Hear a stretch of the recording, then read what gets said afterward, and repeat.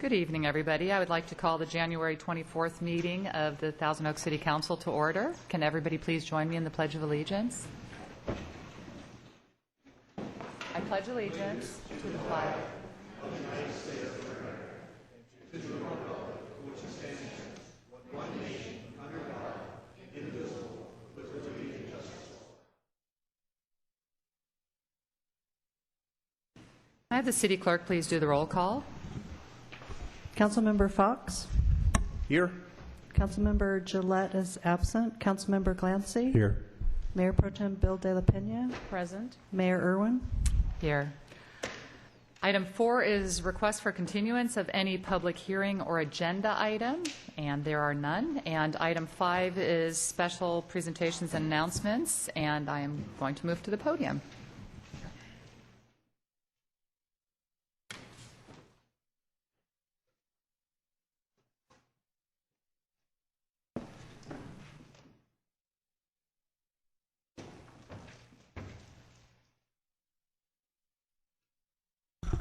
All right, I would like to invite Library Director Steve Brogdon to join me.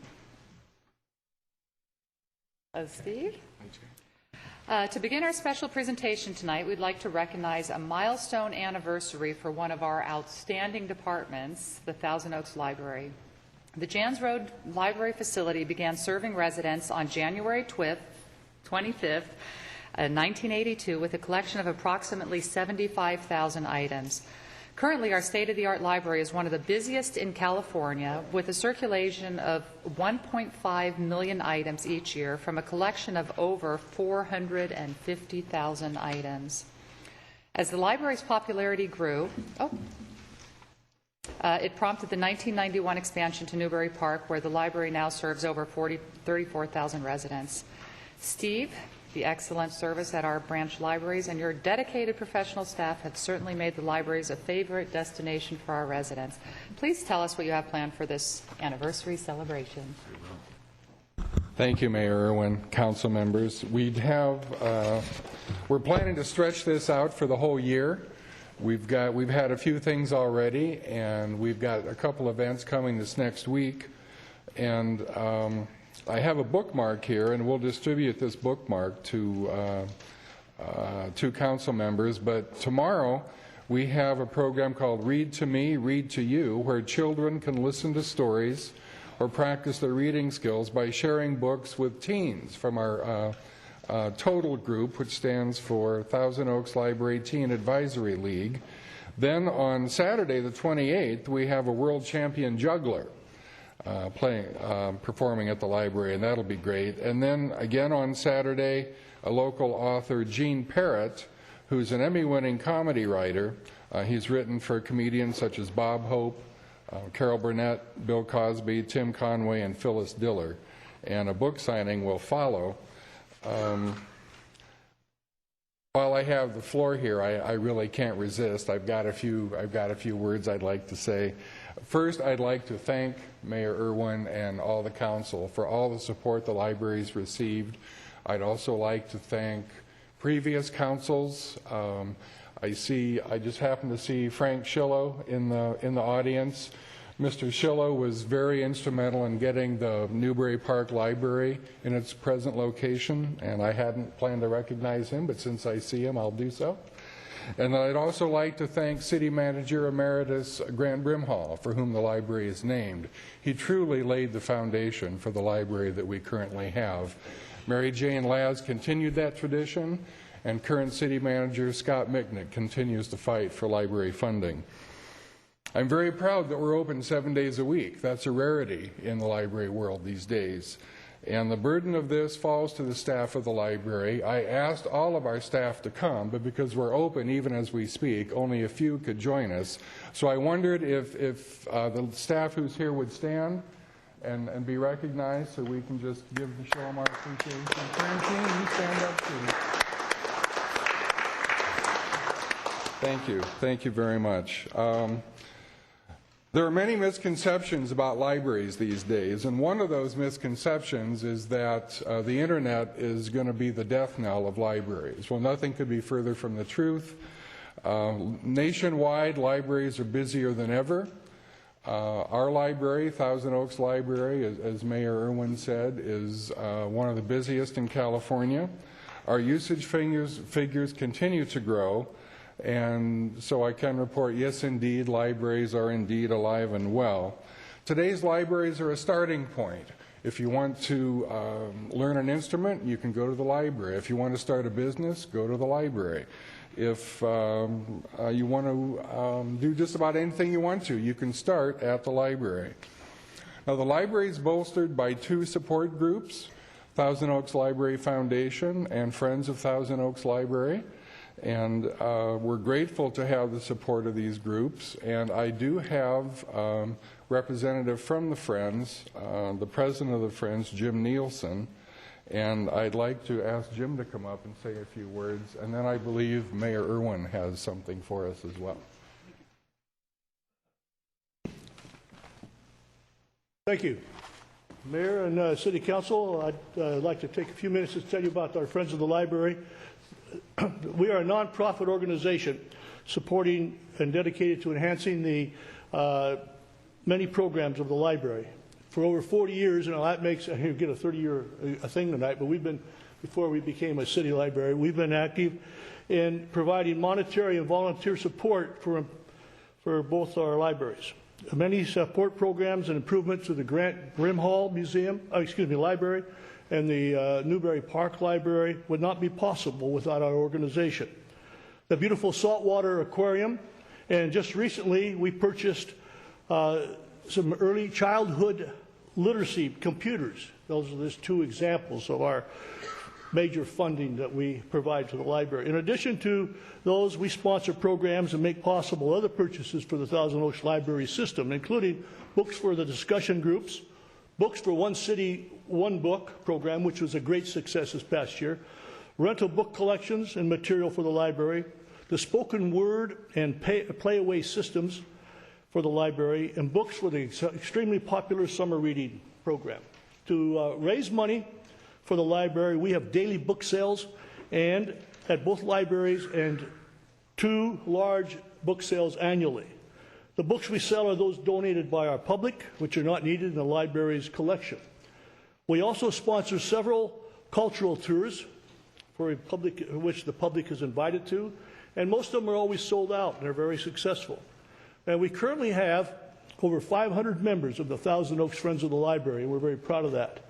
Among our group, we have 23 volunteers who are book sorters. They examine the books donated to the library to determine whether or not the library could use them in their collection. And those that are not used by the library in the collection, we sell them at our book sales. We also offer to other groups, to volunteer groups who might need those books, we can pass them on to them. And if anybody is interested in joining the Friends, I do have applications, so you can join that tonight, and I'll see me after. And thank you very much. And it's really a great honor to be here tonight. Thank you.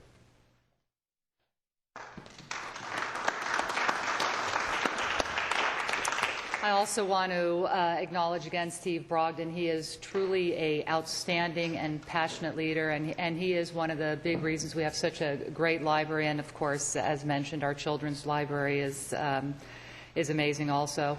And the Thousand Oaks Reads books, program, that's one of my favorite programs. So you do great work there. The volunteers do great work, and all your employees are doing a fantastic job. So the City Council wants to acknowledge you with a commendation in honor of the Thousand Oaks Library's 30th anniversary. Congratulations. Thank you very much.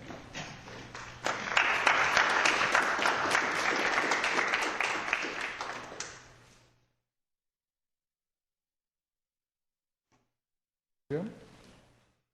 Please. Yeah, let's do one with Jim, and then if the staff can come down and join us. You want me?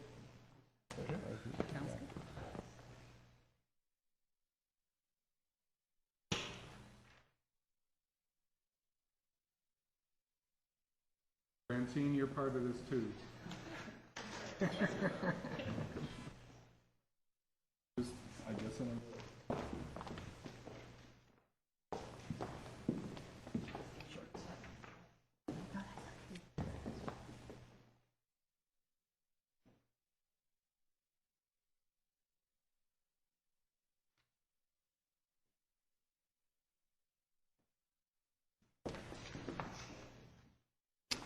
All right, and we have another surprise this evening, a special presentation. With us this evening is Louis Wilkenfeld, Artistic Director for Cabrillo Music Theater.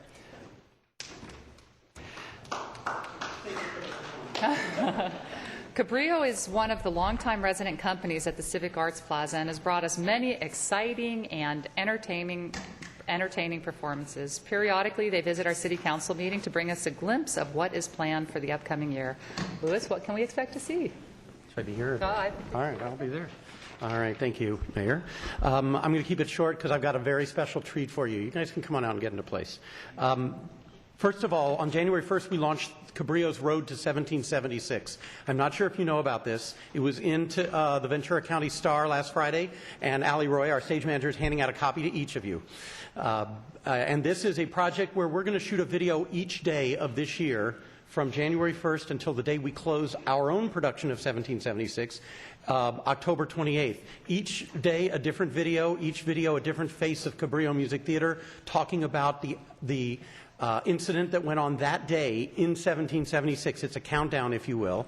We've expanded this to include schools. We're inviting schools in the area to create their own videos. We're approaching all the classrooms and teachers. We want each of them to take a day, and we want each of you to take a day too. So we will be tracking you down because nobody represents the city of Thousand Oaks like the folks at this in this room. So please expect to hear from us as you talk about your day in 1776. Last night we launched a movie series at the Movie Co. I want to let you know about it. It's a fundraiser series where we take a movie that's linked to each of our upcoming shows and we perform that, we show that movie for audiences. And Movie Co.'s been a great partner with us for this. We started last night with Walk the Line, a movie that ties in greatly with the Ring of Fire. We'll be continuing this all year, so before you come see Once Upon a Mattress, please join us at the Movie Co. on March 19th when we're going to show The Princess Bride. And also we got another one of our fundraisers in the Founders Room on February 13th, the day after we close Ring of Fire. We will be having a Valentine's Eve concert featuring stars from past Cabrillo shows singing an evening of love songs and all aspects of love. It won't all be romantic, but it'll always be about love, and we hope to see you at that fundraiser. Now I have a great treat for you. Instead of bringing one or two performers from the cast, I brought the entire cast. I am incredibly grateful that the cast of Ring of Fire is here to join us to sing a song from the show. It is a unique musical. It is the music of Johnny Cash. It's not a biography, but the performers use the music to tell incidents in the life of Johnny Cash.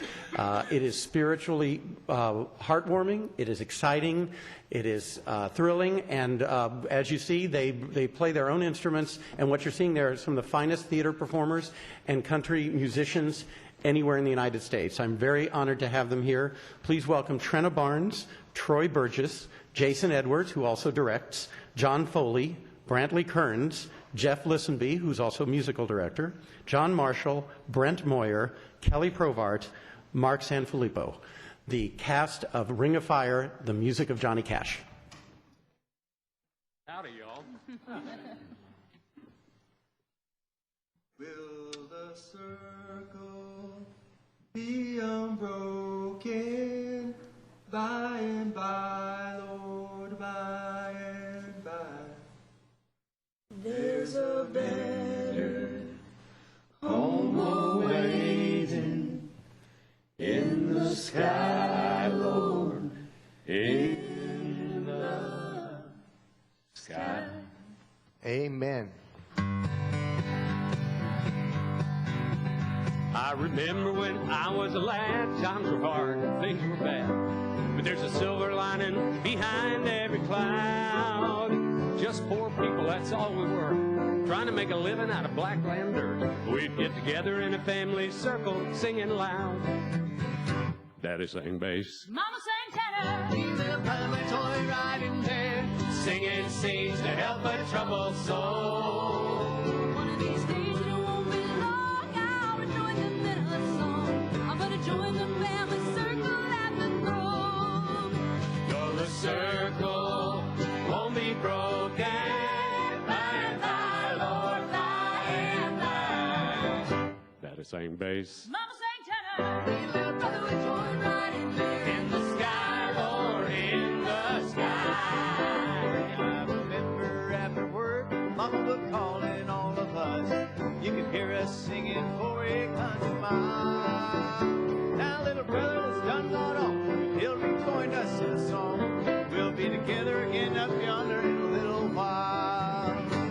sang bass. Mama sang tenor, me and little brother would join right in there, singing seems to help my troubled soul. One of these days, and it won't be long, I'll rejoin him in the song. I'm gonna join the family circle at the throne. No, the circle won't be broken by and by, Lord, by and by. There's a better home awaiting in the sky, Lord, in the sky. Up, Ham! Take it, Daddy.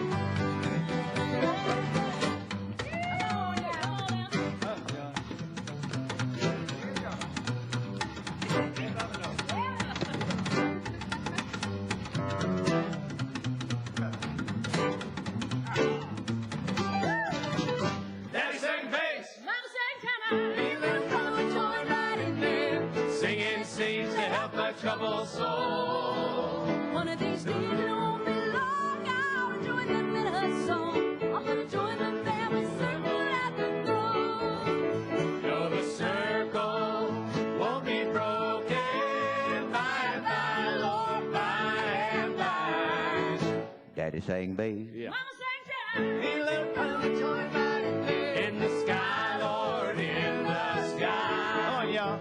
In the sky, Lord, in the sky.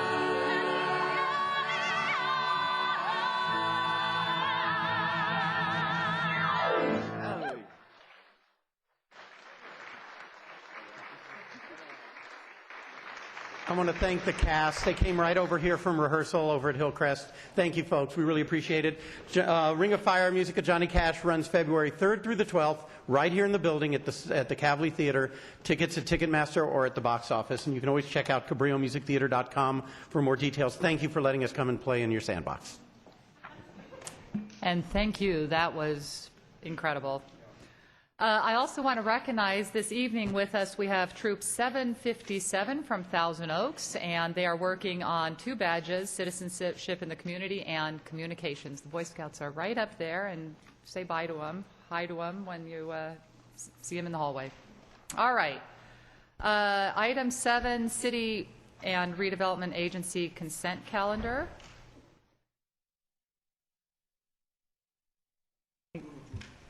Well, we have a couple of comment cards. No questions? Okay. Mayor, We have 3 speakers. the public comments section. Would you like me to announce? Yes. Okay. Oh, public comments. Okay. This is the time and place for public comments. The speaker card is available for those wishing to address the City Council regarding items on the agenda or on a subject within the city's jurisdiction. Speakers for public hearing items shall be called and heard during the public hearing. Nice side, yeah. All remarks should be addressed to the council as a whole, and all documents for City Council and the official city record should be presented to the city clerk Okay. prior to speaking. Speakers are requested to state their name and community of residence for the record. Under state law, public comment matters may not be considered by the council unless listed on the agenda, but may be referred to the city manager for administrative follow-up.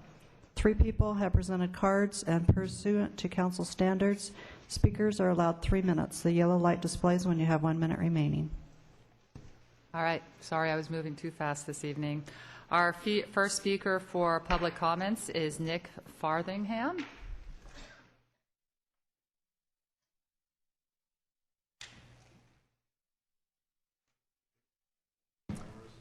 Staff.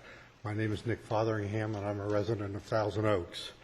I'm going to be looking forward to much livelier starts to council meetings in the future after tonight's performance. I'm glad I came. My family and I have enjoyed dining at many of the restaurants in the Lakes Mall next door, And my family includes my 90-year-old mother-in-law who's motility challenged. And when we have tried to eat around dinner time, we have been unable to find a handicapped parking place that was vacant. And in the past, there has been a turnout for offloading and onloading handicapped diners at behind the California Pizza Kitchen. That now has turned into a pickup place for pizzas that are ordered for takeout and so forth. I'd really be pleased if that could be restored or somehow replaced and so forth to make the lakes a more senior-friendly place to dine. Otherwise, there are many other places, fine restaurants in town and so forth that allow me to drive up closer to the door. Thank you. Thank you, Mr. Fotheringham. Mr. Mitnick will address your concerns at the end of public comments. Our second speaker is Sandy Gallen. And Sandy, if you can state your name and city of residence, please. Hi, I'm Sandy Galen. I live in Newbury Park. I'm here tonight on behalf of the New West Symphony. We wanted to first thank you for all your support. And I want to just say personally how great it is to live in a city where we can have Johnny Cash and classical music and ballet and all the performing arts are supported. I'm here tonight to talk about our concert coming up this weekend, Saturday night. We are in a search for a new music director. For those who are here who don't know, the New West Symphony is an all-professional symphony orchestra of 70-plus musicians. Our musicians play all over the nation and the world. Many of them play in the entertainment industry. This weekend, Saturday night, we have Stephen Mercurio as our guest conductor.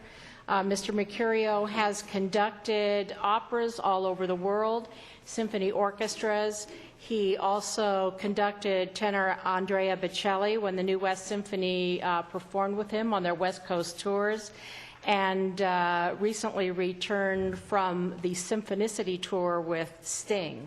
So he's very versatile. We're playing a Mendelssohn violin concerto this weekend. Our concert mistress, Danielle Balin, is performing. This is one of Mendelssohn's most famous and well-known concertos. And even for those of you who may not know that you're classical music fans yet, this is a fabulous concert for you to come. There are just passionate, soaring violin parts in the Mendelssohn, and they're joined by woodwinds. It's just a really fantastic piece. Also on the concert is Brahms' Symphony. This was the last symphony that Brahms conducted in Vienna, which was very beloved to him. I also wanted to note that we have a front row club for children. Parents and children may attend all of our Masterpiece Series concerts. It's very reasonable. $10 for children, $15 for adults, and they get a backstage tour to meet the musicians and the conductor at intermission. You can buy tickets through the New West Symphony office, online, or here at the box office. Thank you so much. Thank you, Ms. Scallon. Our next speaker is Mr. Nick Kidway. Good evening, Mr. Kidway.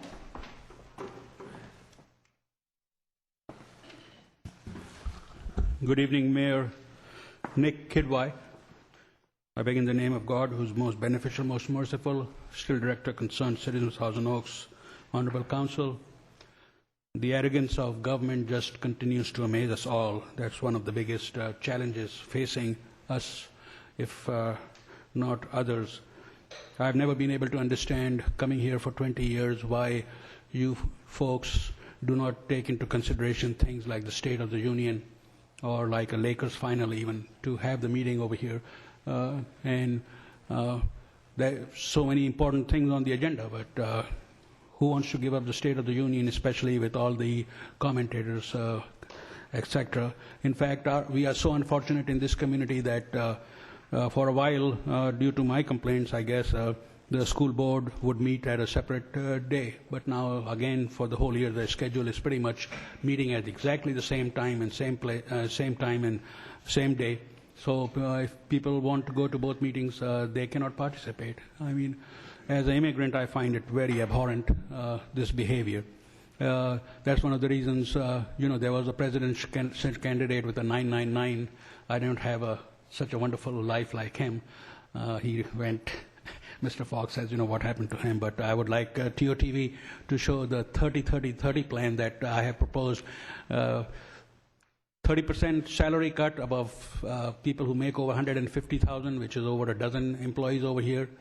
30% cut in perks. One of the reasons the perks had been increased was that the salaries of government employees were low. But now it seems like the tail is wagging the dog, and the taxpayers have no reprieve. I know it's a great redevelopment agency meeting, but I do want to show some of these things. This is the oath that Mrs. De La Pena took when she won by landslide, and it's only for the city council. There's no mention of the redevelopment agency directorship. And that's one of the reasons, Governor Brown and the state legislature has come down so hard on you folks, is because of all these shenanigans and games that you folks have been playing. So even good people, I have a friend in Port Hueneme who's a council member, and I have had a debate with him because it's a small community, they don't have a lot of money, and they says, Nick, redevelopment agencies do a lot of good.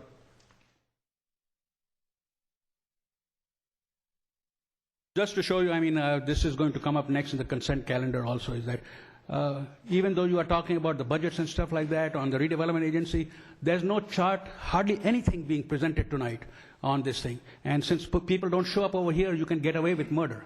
It's very sad. Thank you. Thank you very much, Mr. Kidway. Our next speaker is John Fonte. Good evening, Mr. Fonte. What do you have for us this evening? Good evening. Thousand Oaks is where I live, John Fonte.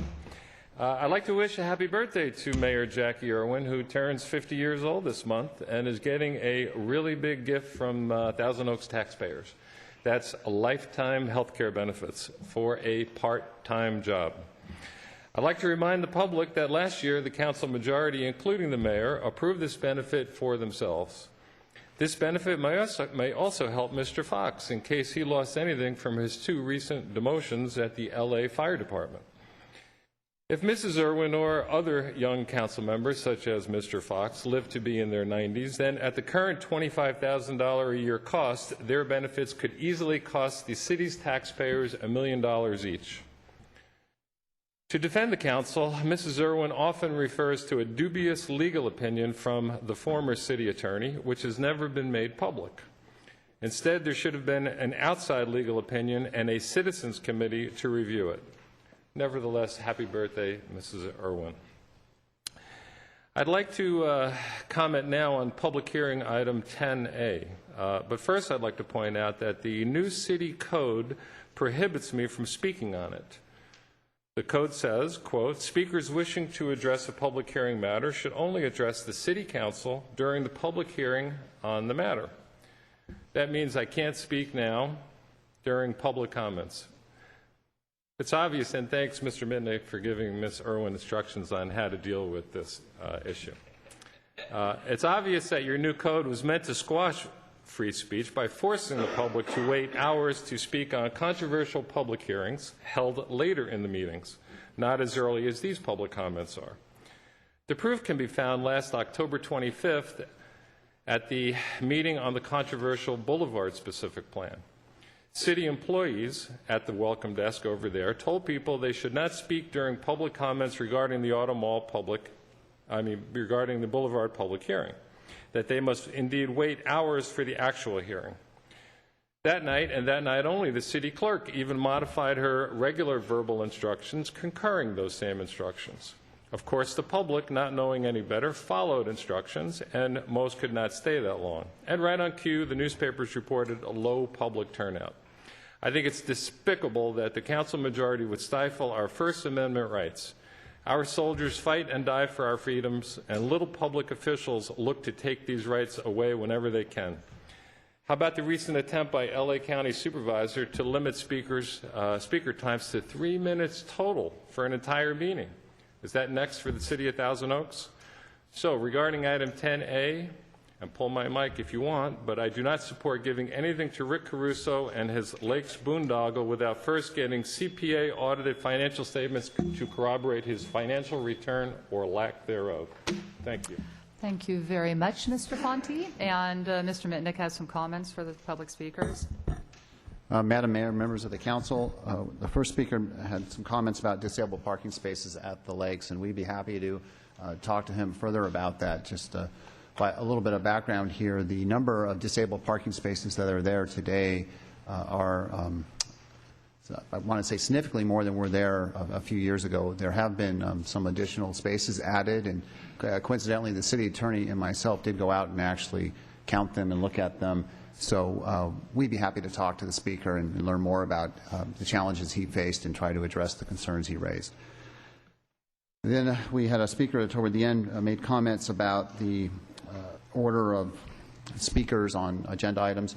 Again, Council, we did that recently in an effort to be helpful to people who want to speak on agenda items, to make sure that when they are speaking that the Council is indeed acting on that item, but also more importantly, so our notes and our records reflect who spoke on what item, so there's no misunderstanding. And I believe our city clerk brought that forward to comply with pretty much industry standard and state law and what's recommended. So there's no effort to stifle free speech. People can speak on every agenda item multiple times during a council meeting, so I hope that helps.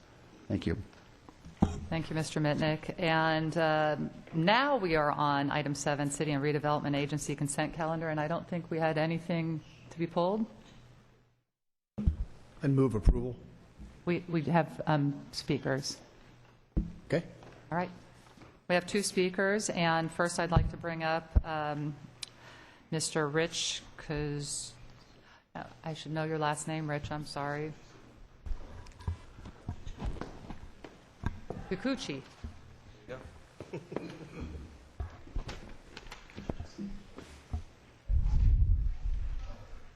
Good evening, Honorable Mayor and members of the City Council. My name is Rich Kikuchi, and I am a partner with LSL CPAs, your auditors, and I'm here tonight along with the Finance Department to present to you your June 30th, 2011 audited financial statements, and that's item 7H on the consent calendar.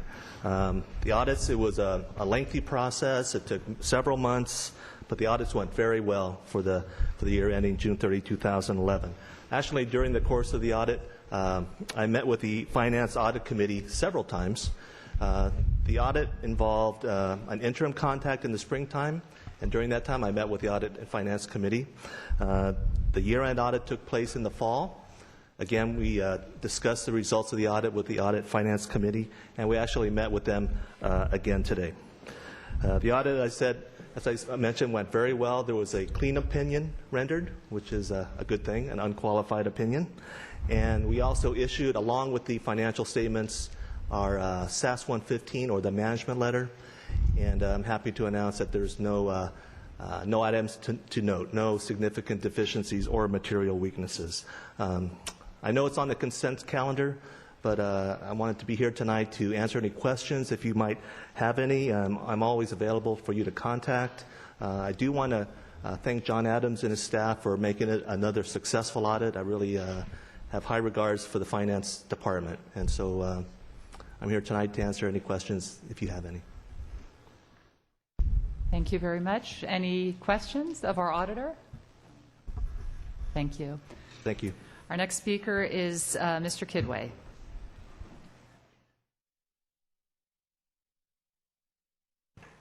Nick Kidwai, resident of Newberry Park, Director Concerned Citizens of Thousand Oaks, speaking to the consent calendar. If I did not speak to it, I guess I would be sent home. But different rules for the auditors. I would like to speak again to the minutes, which are completely disgraceful, still remain. And it's interesting about the earlier comments about being relevant to the special meetings or the agenda topic so that the people speak at that time and it's not disjointed.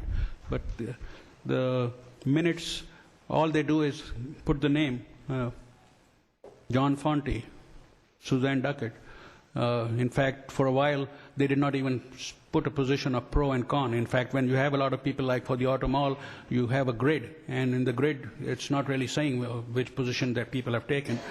And this city has good archiving. And if you go on the archive, and I'm one of those people that's why I'm here, that reads minutes when Mr. Tom Cohen and Mr. Schillo was there. And you get a picture of what is happening because the minutes have abbreviated version of what the person had said. But nobody seems to care. I mean, like I said, the arrogance of government is everywhere. Number D, approve of expenditure for transit operator for $523,000. I've always had a complaint about the management of the consent calendar, which is for routine items, and you put all the money items there. And I looked up other cities because of the redevelopment, and it was amazing that they are all meeting at 6:30 or 7 o'clock even. And in Oxnard, they have a section where any changes to contracts that are between $25,000 or more are in a separate item, so that the council and people can look at it, not stuck over here. That's why G&H, I picked up these things from the table over here. G&H, there's so much, I mean, these are these reports. These are millions of dollars. I mean, no wonder we are going broke. No wonder California is in 49th place as far as education of kids is concerned. And who has time to read so much? I mean, there's too much garbage, and the city is leading the pack in not taking care of business. In fact, it's amazing. One of the reports is dated December 22nd. And when you folks were on a European vacation for 2.5 weeks, 2 weeks, I don't know how long it was, but it's dated December 22nd. How come it's dated, these are dated December 22nd when nobody was supposed to be working? I guess I give kudos to the gentleman who was working. Merry Christmas. Thank you. Thank you, Mr. Kidway. And just to clarify, Mr. Kikuchi was speaking on item 7H. And Mr. Fox, did you want to make a motion? Sure, if there's no items that are being called special, I'd move the consent calendar. Vote, please.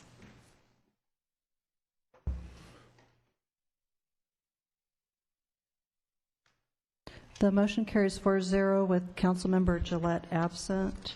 And I'll read the ordinance title for 7K. It's an ordinance amending ordinance number 1215 NS regarding levying of special taxes within the Community Facilities District number 1994-1, the marketplace, public pedestrian traffic circulation, and parking facilities. Next item is item 8A, Department Reports, proposed refunding of the 1994 Community Facilities District special tax bonds at the Jan's Marketplace, authorization to issue refunding bonds, and Mr. John Adams, our Finance Director, will do the presentation. Good evening, Mayor Irwin, City Council. This evening we have a brief PowerPoint, and I do have people on the dais with me, which I'll do quick intros. For staff, present is myself and Mr. Heher, who is our Assistant City Attorney and is the City Attorney Rep for this bond issue. With that said, we have on the dais, I have to my left Jim Fabian, who's our Financial Advisor. Second to my left is Paul Timmig, who is our Bond Counsel, and Chris Lynch, who is our Disclosure Counsel. And in the audience, I do have Scott Sollers, who is the underwriter, the person who's actually going to be selling these bonds.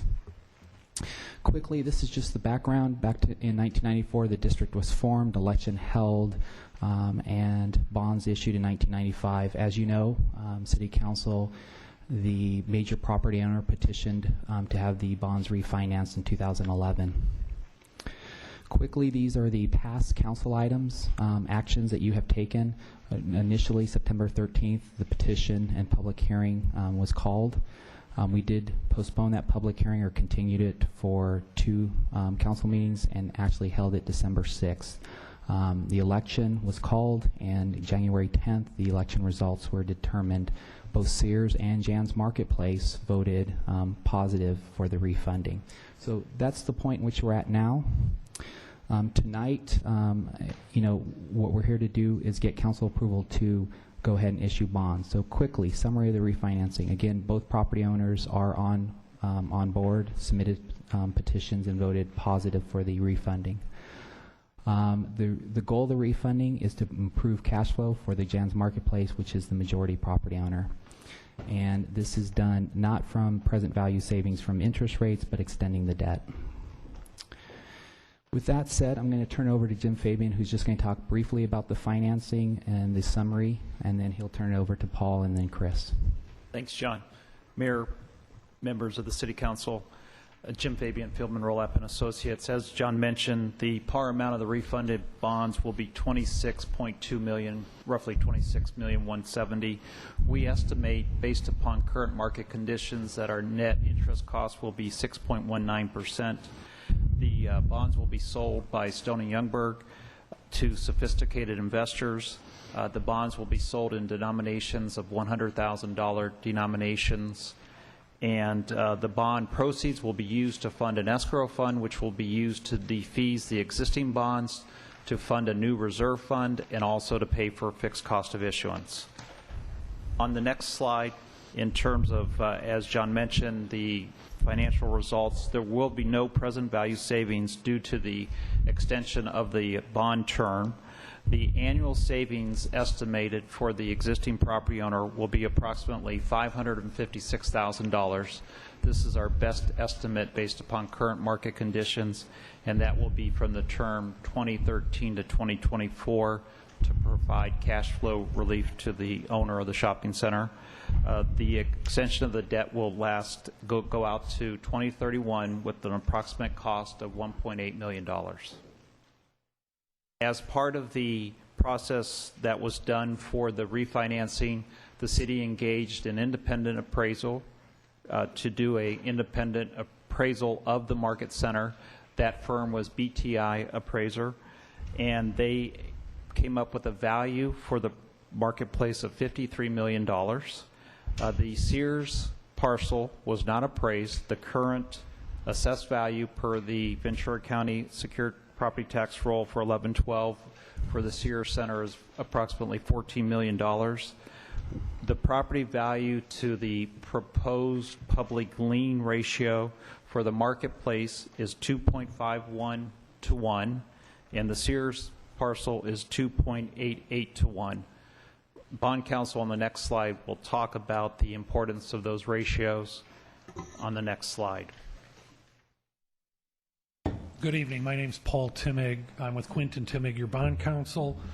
The bonds are payable from special taxes levied only on property in the Community Facilities District. These are not general obligation bonds. No other parties in the city will be taxed for these. Only the parcels within the CFD area get taxed for this.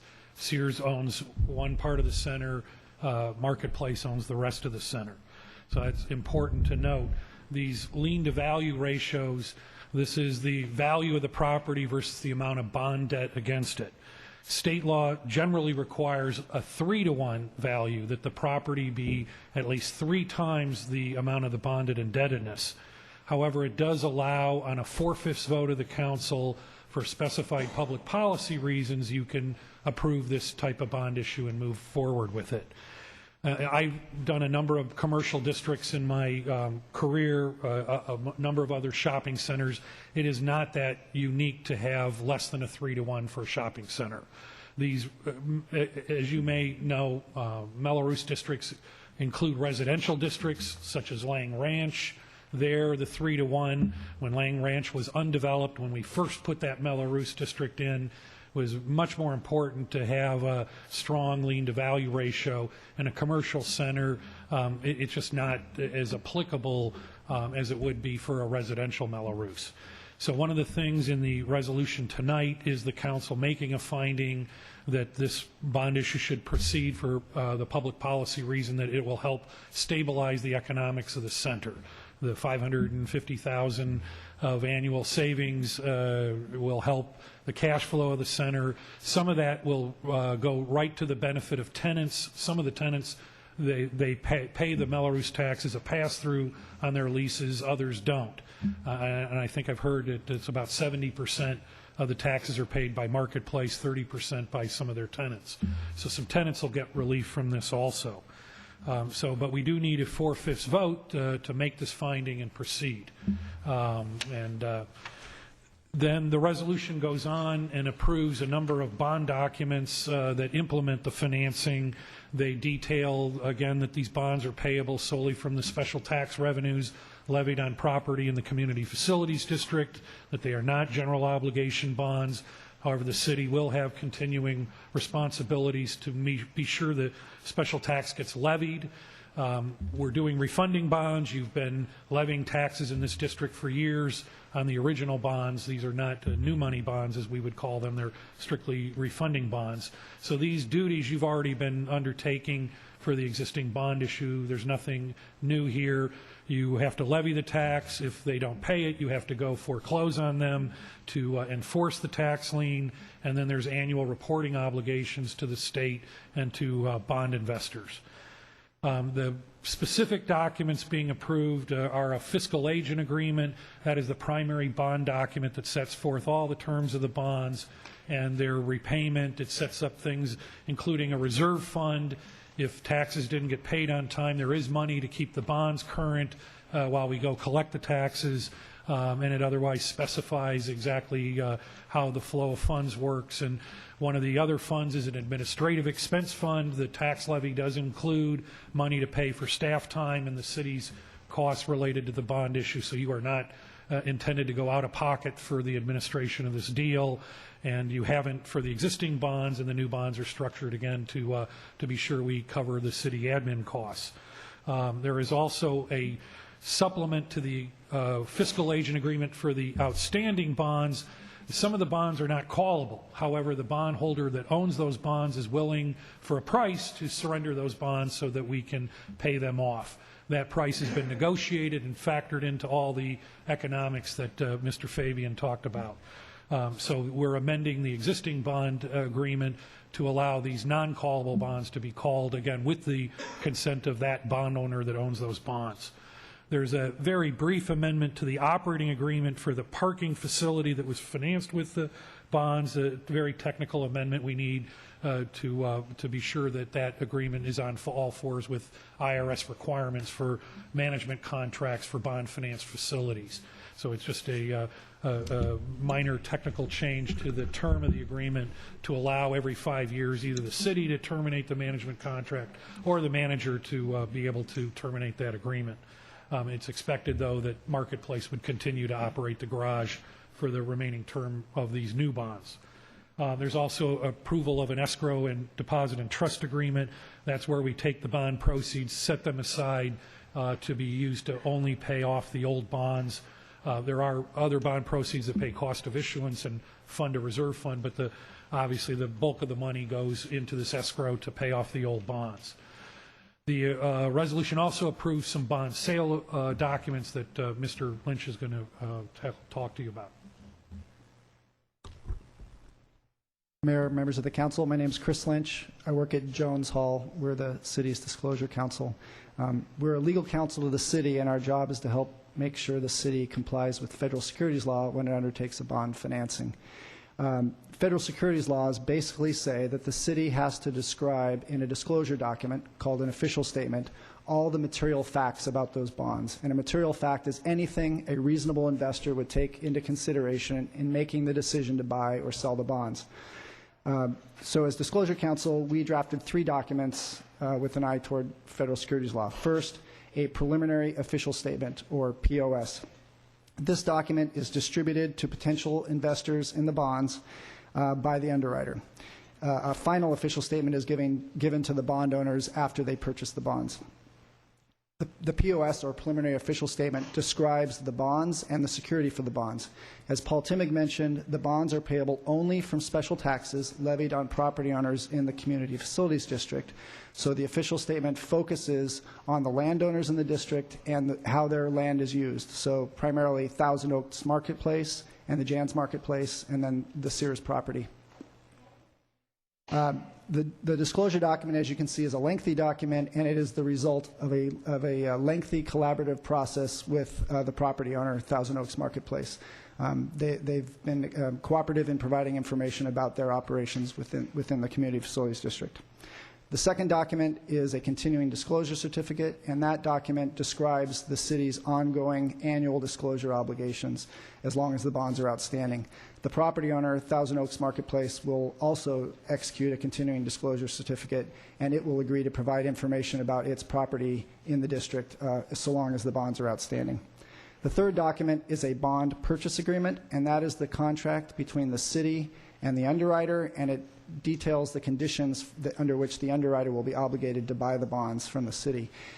It lists all of the closing certificates and all of the closing opinions, and you'll note that there are certificates from the property owner, Thousand Oaks Marketplace, in which it will certify that the information it gave to the city as part of the process of drafting the preliminary official statement is true and accurate.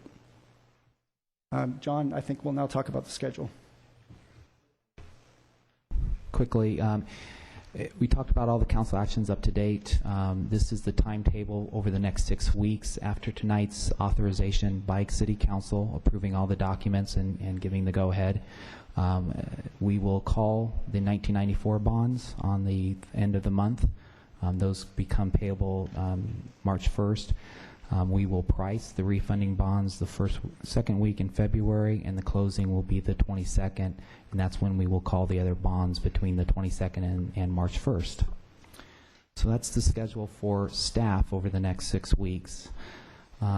Summary of debt, again, the city has no obligation to repay bonds except from the special taxes, and although we don't have financial responsibility, we do need to provide the disclosure and do the due diligence on this bond issue for the property owner.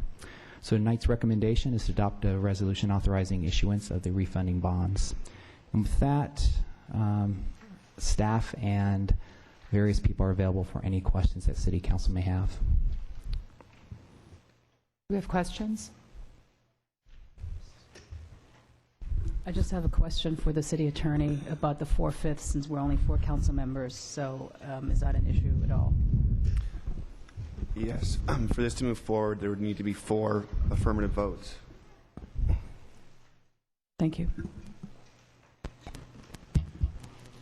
Mr. Fox? Just Mr. Norman, if he could maybe expand upon, as I understand it, the reason for the 4/5 vote is the same level of scrutiny that the city would have to take with respect to bonds where there maybe was some financial risk to the city, even though there's no financial risk in this case, needs to be applied to this. Is that essentially why it's a 4/5 vote? I'll defer to bond counsel on this, but my understanding is it's because of the appraised value of the property being not at the 3-to-1 ratio that requires the 4/5. Is that correct? The city is correct. City attorney is correct. All right. Yes. Thanks for that. Right. What's the pleasure of the council? No speakers. Dr. Glancy? Thank you, Madam Mayor. I move staff recommendation with the comment that I think it's very important, even though we don't have a 3-to-0 ratio here, but it is for the public welfare, if you will, the public good, in that it gives Jan's Marketplace some tax relief, which allows them to become financially more stable. You know, the state of California has done everything it can to discourage business and to be a hamper to good business. I think that it would be foolhardy for the city to follow in its footsteps. Anyway, I do move staff recommendation with that comment. Oh, please.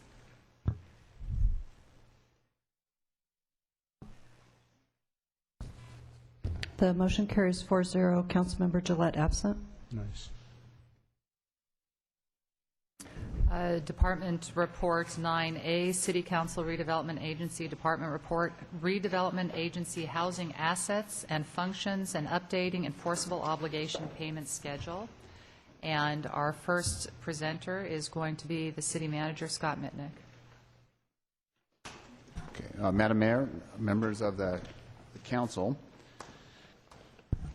Okay, so for this item, a little bit housekeeping. You should have the staff report was in the agenda packet, and then the actual list of projects to the enforceable obligation payment schedule. That was put in the supplemental packet, as well as the updated enforceable obligation payment schedule for the pass-through agreements. So make sure you have those documents. So the way the purpose of this agenda item is to comply with recent state law with respect to dissolving redevelopment agencies in California as we know them. Now, the way we're going to handle this tonight, I'm going to spend a little bit of time giving a little background about how we got here and what we're looking at. And then John Prescott will talk about the housing assets and functions component. John Adams will talk about the actual project list that I made reference to. And then I'll talk about the next steps and what the recommendations are in front of you. So it's a little bit of an involved process, and we'll do our best. This is a significant day. This is potentially the last redevelopment agency meeting for the city of Thousand Oaks. So how did we get here? And it's interesting. Tonight we had Cabrillo Music Theater give a performance. We had the New West Symphony come and talk about this weekend's concert series. And then last week, or the last time we had a council meeting on this issue, next door, Mr. Axelrod was the speaker in the Distinguished Speaking Series, and that was a sellout, full house. And none of these things would be possible if it weren't for the redevelopment agency. We wouldn't have this facility. So it is kind of ironic. So how do we get here? This is the outcome of a recurring state budget problem that has been going on for decades now. And the problems in Sacramento, just as a reminder, are really more self-inflicted than they are due to the recession. The recession does make it more difficult, but the problems up in Sacramento are now playing out in town halls or city council chambers like this throughout California. So the state ran into problems by cutting its revenues without cutting the offsetting expenditures. So it kept spending a lot of money, but it was cutting revenues. It cut the vehicle license fee, and it cut sales tax and other sources of revenue, but it wasn't reducing how much it was spending. And the revenues that it cut, local governments depended on, and the state said they would backfill and take care of us. It's coming to a head at this point. And at the same time, a number of regulations were passed and forced on municipalities to adhere to without the funding to implement them, such as our housing numbers, the greenhouse gas emissions, stormwater permit, and now the public safety realignment that's taking place in Sacramento and shifting services down to the counties and cities. The state also issued a considerable amount of debt, Propositions 57 and 58 a few years ago. They issued that debt to pay for recurring operations, salaries and benefits and programs, and that was the first time in our state's history that that was done. You usually issue bonds to pay for capital projects like the agenda item you heard before, but the state started issuing bonds, in other words, using a Visa card to pay for its operations, and they can't pay those payments back. And there's another number of other things that they've done. I won't get into any more detail about that, but there's a structural budget problem in Sacramento, and it's playing out now throughout California. There's a long history of the state turning to counties and cities and other local governments to balance its budget. There's a whole list of them they've done over the last 2 decades. Council is aware of what is called ERAF, the Educational Revenue Augmentation Fund. That's a fancy way to say taking of local property taxes from communities. And we've lost tens of millions of dollars here, and throughout California, cities have lost a lot of money when the state came in and took local property taxes to balance its budget. And there's a whole other series of local revenue sources that have been taken, and I won't get into the details of that. The culmination came over a year ago with the state's attempt to end redevelopment and take redevelopment money. There are Assembly Bills 1X26, which was the the dissolution of redevelopment agencies. The companion bill was AB 1X27, which said, all right, if you want to stay alive, you make a ransom payment, a big one-time payment, and then a recurring payment for the rest of the life of the redevelopment agency. The state did this in an effort to generate what it thought was going to be $1.7 billion up front, and then, I don't know, $1 billion or so every year thereafter. That then resulted in a lawsuit, and I'll come back to that. So that the revenue losses to Thousand Oaks over the years due to these reductions from the state, in our general fund, we've lost over $21 million. In the redevelopment agency to date, over $13 million. One of the things the state did, too, in the early 90s was it allowed counties to start charging an administrative fee for collecting property taxes. And we've had to, and that ranges anywhere from 2 to 5%.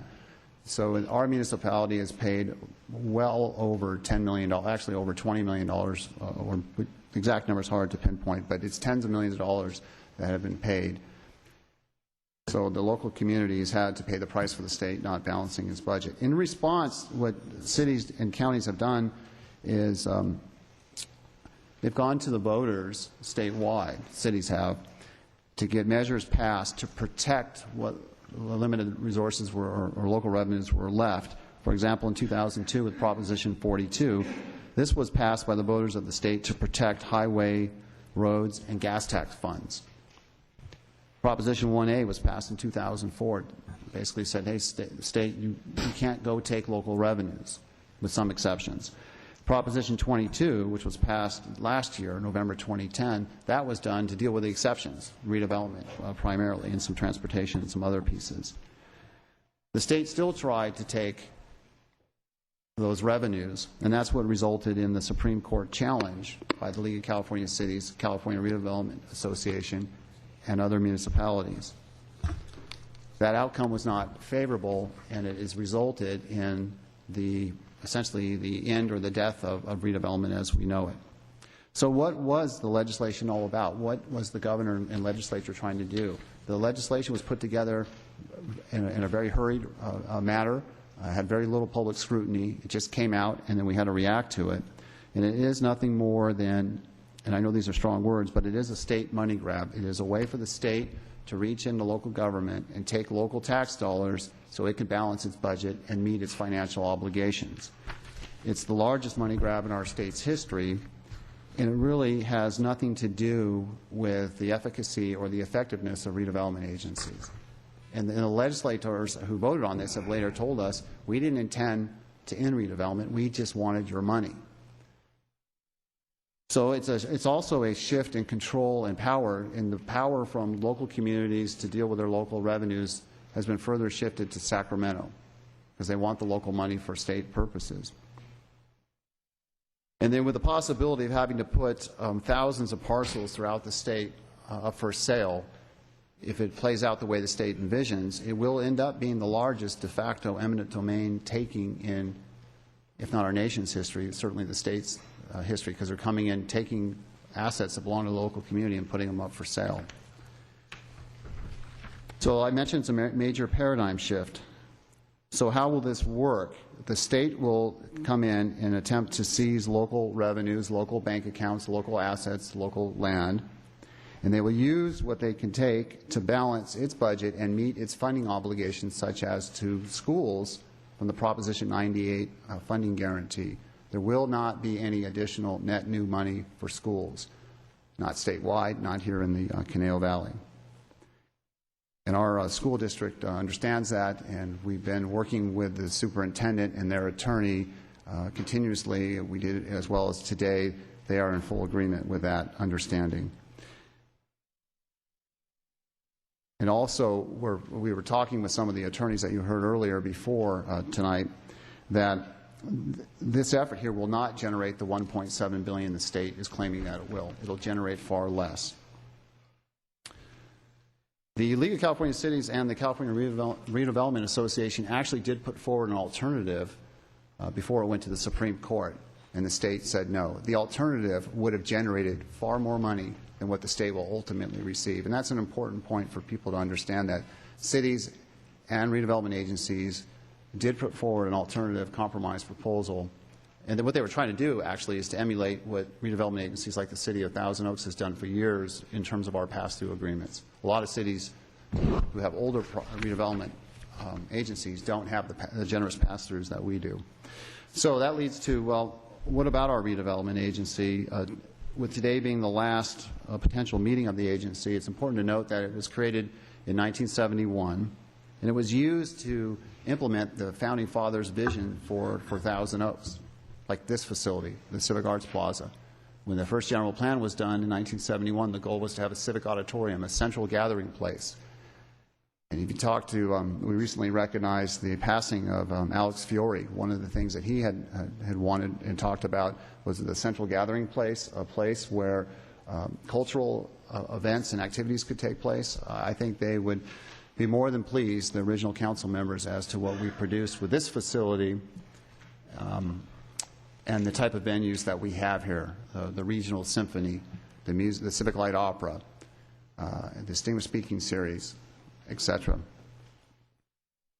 And also this, the redevelopment agency has helped us as a municipality over the years because we are a very low tax city. We don't have the revenue sources that many other cities have. We don't have a utility user tax. We don't have a gross receipts tax on corporations. We don't have the child care taxes and all the transit, or we don't have the parking taxes. We don't have the high transient occupancy taxes. We're a very, very low tax city, and we get a very small portion of the property tax, about 4 cents on the dollar. Many other cities our size, older cities, get 15–20% of the property tax. We get a very small sliver. So redevelopment has allowed us to capture a portion of the local property tax. It's important to acknowledge that our 2 project areas encompass less than 5% of the city's total land. So redevelopment is dealing with really a tiny portion of the city. The Thousand Oaks, we have 3 categories that we have used this money historically for. One is housing, affordable housing. Another is Thousand Oaks Boulevard project area. This project area was started in 1979. It will end in 2021. It stays alive through 2031 for bond payment purposes. So we were going into the fourth quarter for the boulevard. The Newberry Road project area in Newberry Park, that was formed in 1984. Its life goes through 2027, and its ability to pay bond payments goes through 2037. I mentioned pass-throughs earlier. It's important to acknowledge that here in Thousand Oaks, we have the most generous pass-through arrangements of any redevelopment agency in the county, and one of the most generous in the state. And we did that when years ago in the late 70s and early 80s, before it was legally required. The goal was to get redevelopment project areas established and to minimize the negative impacts locally on schools, the county, the fire district, park district, etc. And so they have been, we've done pretty good in terms of ensuring that they don't have a negative impact. And the county actually will, because of the escalator in revenues that will flow to the county as the values go up in property, the county is actually slightly better off, and down the road significantly better off for Thousand Oaks Boulevard. So our pass-throughs, the County of Ventura, it's interesting to note that over 40% of all the property tax revenue that comes in goes to other agencies. It doesn't come to us. 22 to 30% goes to the county. Right now it's 22, but as the escalator kicks in, it'll go up to 30. And 5% goes to the fire department. The park district gets 5.3%. The school district gets 5%. Now, the money the school district gets, it's about $1.2 million, I think, John, $1.2 million, $1.3 million. That money is above and beyond the Prop 98 guarantee the state has to provide. That's additional money for the school district to use for capital projects that the school district would not get if we didn't have a redevelopment agency. It's important to acknowledge that. So tens of millions of dollars have been generated that would not have been available to them otherwise. And there are a series of other smaller entities that get some of the pass-through money. So when we get to the end of the lifespan of the redevelopment agency, 48% of the total would be passed through. On top of this, 20%, actually 21.5% is used for affordable housing. So that makes just under 35% or 30%, depending on the lifespan, the time in our lifespan, that's actually used for traditional redevelopment. And most of that money goes to debt service, to pay the bond payments. A small portion is used for staffing, about 5%. And then, depending on what's left each year, anywhere from 2 to 5% of the total revenue is used for new projects or services. I think most people don't realize that that's where the money goes and how it's spent. The generous pass-throughs help take care of the local agencies. We pay debt service, and then a little bit is left for new projects. We've never used eminent domain in our redevelopment agency, and in fact, the ability to use that expired in November 25. Affordable housing, I mentioned that earlier. I see Rick Schrader in the audience, the executive director for Many Mansions. Doug Tapking, the executive director for the Area Housing Authority of Ventura County. He wanted to be here. He called right before we started. He's out ill, but he fully supports, wanted me to convey, he supports the proposed payment schedule and everything in the document as it relates to housing. But our redevelopment agency is a leader in this county, in the Tri-County region, actually, up through Santa Barbara and San Luis Obispo, in terms of money generated, spent on affordable housing and units produced. It's important we acknowledge that we have produced a considerable number of units. And our partnership with the Area Housing Authority and Many Mansions cannot be underscored, and we're concerned about the negative impacts this will have on them going forward. We've actually subsidized dozens of projects, over $52 million, producing over 2,100 affordable units. That benefits thousands of low-income families and individuals. And our current projects that we're very proud of, Hillcrest Drive and Los Feliz, very proud of those. They're in the process of being built at this time. There's a series of programs, too, that we've used redevelopment money for in the affordable housing arena. The HAPS program, Housing Assistance Program for Seniors. We spent about $200,000 a year for 600 low-income seniors and disabled residents and provide a direct quarterly subsidy to help them with their utility payments. Housing rehab loans and grants, which actually comes out of the Thousand Oaks Boulevard project area. We spend upwards of $400,000 a year on this. We provided over 300 of these grants. They're loans to begin with. They become grants the longer people stay in there. And we've spent over $1.7 million helping all kinds of seniors, primarily in mobile home parks, so they can get a $5,000 or $10,000 grant to rehab, fix their unit, in some cases for single-family homeowners. We've had a number of first-time homebuyer programs that have been successful. Those will go away. We've spent $100,000 a year plus on homeless services. That goes away. Tenant-based rental housing assistance subsidies, about $150,000 a year. That goes away. The Boulevard, the two project areas, the Thousand Oaks Boulevard, we have a long list of successful projects. We're in the biggest one of all, the Civic Arts Plaza project. The agency played a key role to acquire this property, to build this facility, and to produce the two theaters that you see here that provide world-class regional cultural venues. The west side, there's some properties that require on the west side. The Thousand Oaks Child Care Center, on the other side of the lakes, the redevelopment agency helped construct that. In the early days, the agency was used to remove billboards on Thousand Oaks Boulevard. It was used to underground utilities on the boulevard. It's done a series of resurfacing projects on the boulevard. The boulevard was redone back, I think, in May. Still looks good. That was redevelopment money. There's been a few angled parking projects on the boulevard, drainage improvements, a park, Park de la Paz. That was the redevelopment agency.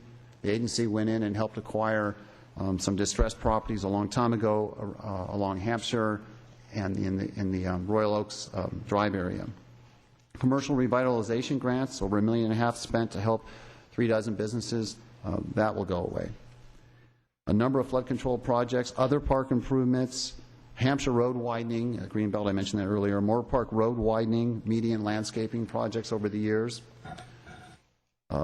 overcrossing projects, Rancho Road widening, Caneo School Road widening, Camelot Commercial Demonstration Project, Thousand Oaks Boulevard Lakeview Canyon improvements, landscaping improvements, the Thousand Oaks Boulevard Master Plan effort, the Gasco acquisition, and that little park project. These are a list of things that we have done, tens of millions of dollars along the boulevard.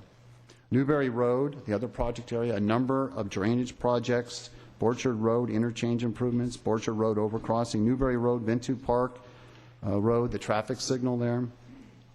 Some samples of what's been done there. School projects, this is our pride and joy in that we've been able to, with the TOPAS agreement, to provide To date, over $15 million for a wide array of projects. On the project list, there's $7.6 million in topaz funds that we're fighting hard to preserve for the school district. And then, of course, millions would come to them going forward.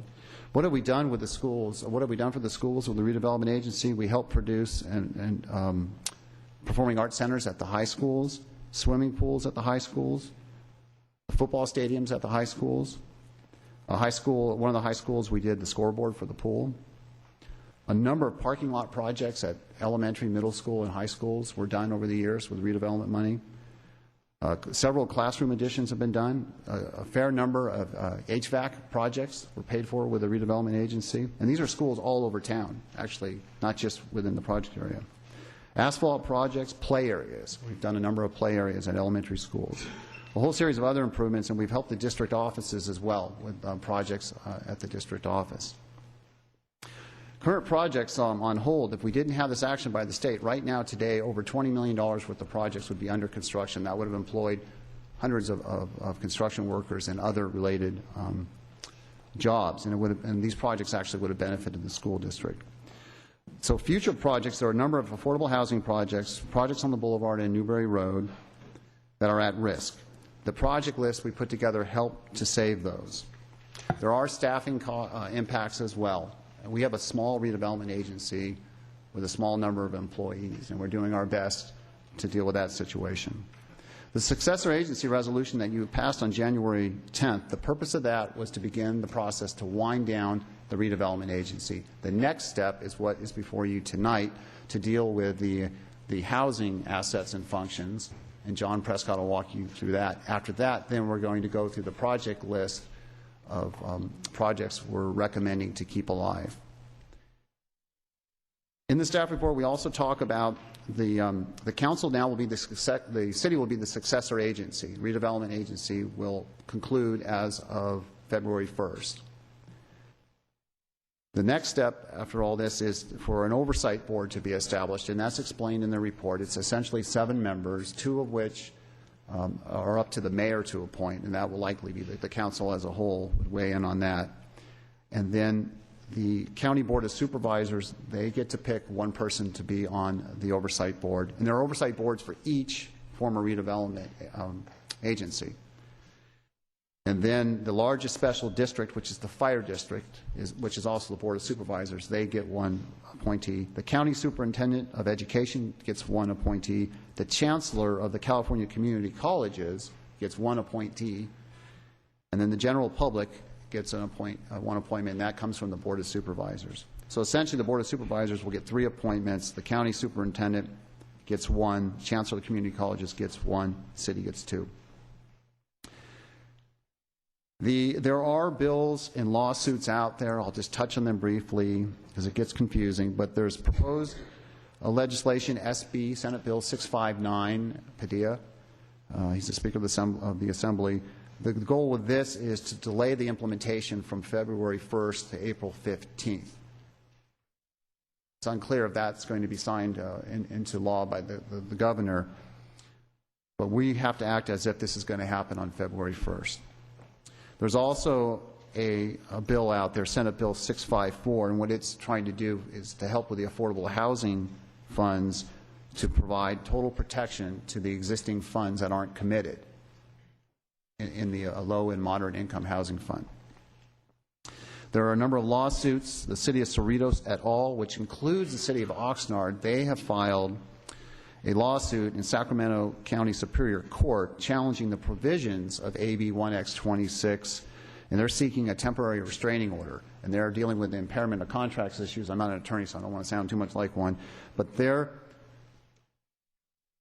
challenging the implementation, and a lot of these agencies had loans from their city to the redevelopment agency, and these cities are generally concerned with that. They feel that those should be viewed as an enforceable obligation, and they have other technical concerns.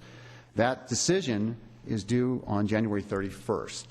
So the court there has said they will act prior to the implementation date. So if they were to act favorably on this, that might delay all this as well. There are a number of bondholder lawsuits that are likely to take place, and we'll have to wait to see what happens with that, because the state's trying to come in and take bond issue proceeds for another purpose well beyond what the intent of the initial bond issues were. Moody's bond rating agency has downgraded existing redevelopment agency debt, and that will have an impact on reducing the amount of funds available to the state. This is really sort of profound and draconian what's happening.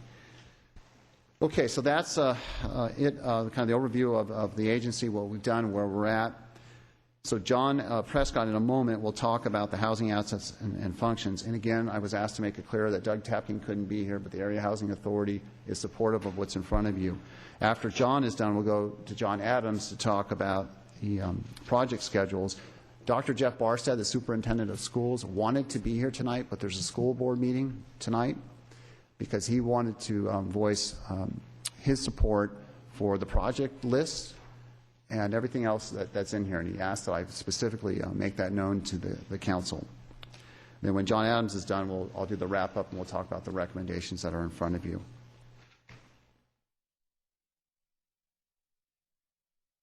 Okay, Madam Mayor, members of the council, I'm going to briefly describe the option that the city has to retain the housing assets and functions of our redevelopment agency after it terminates in a little over a week.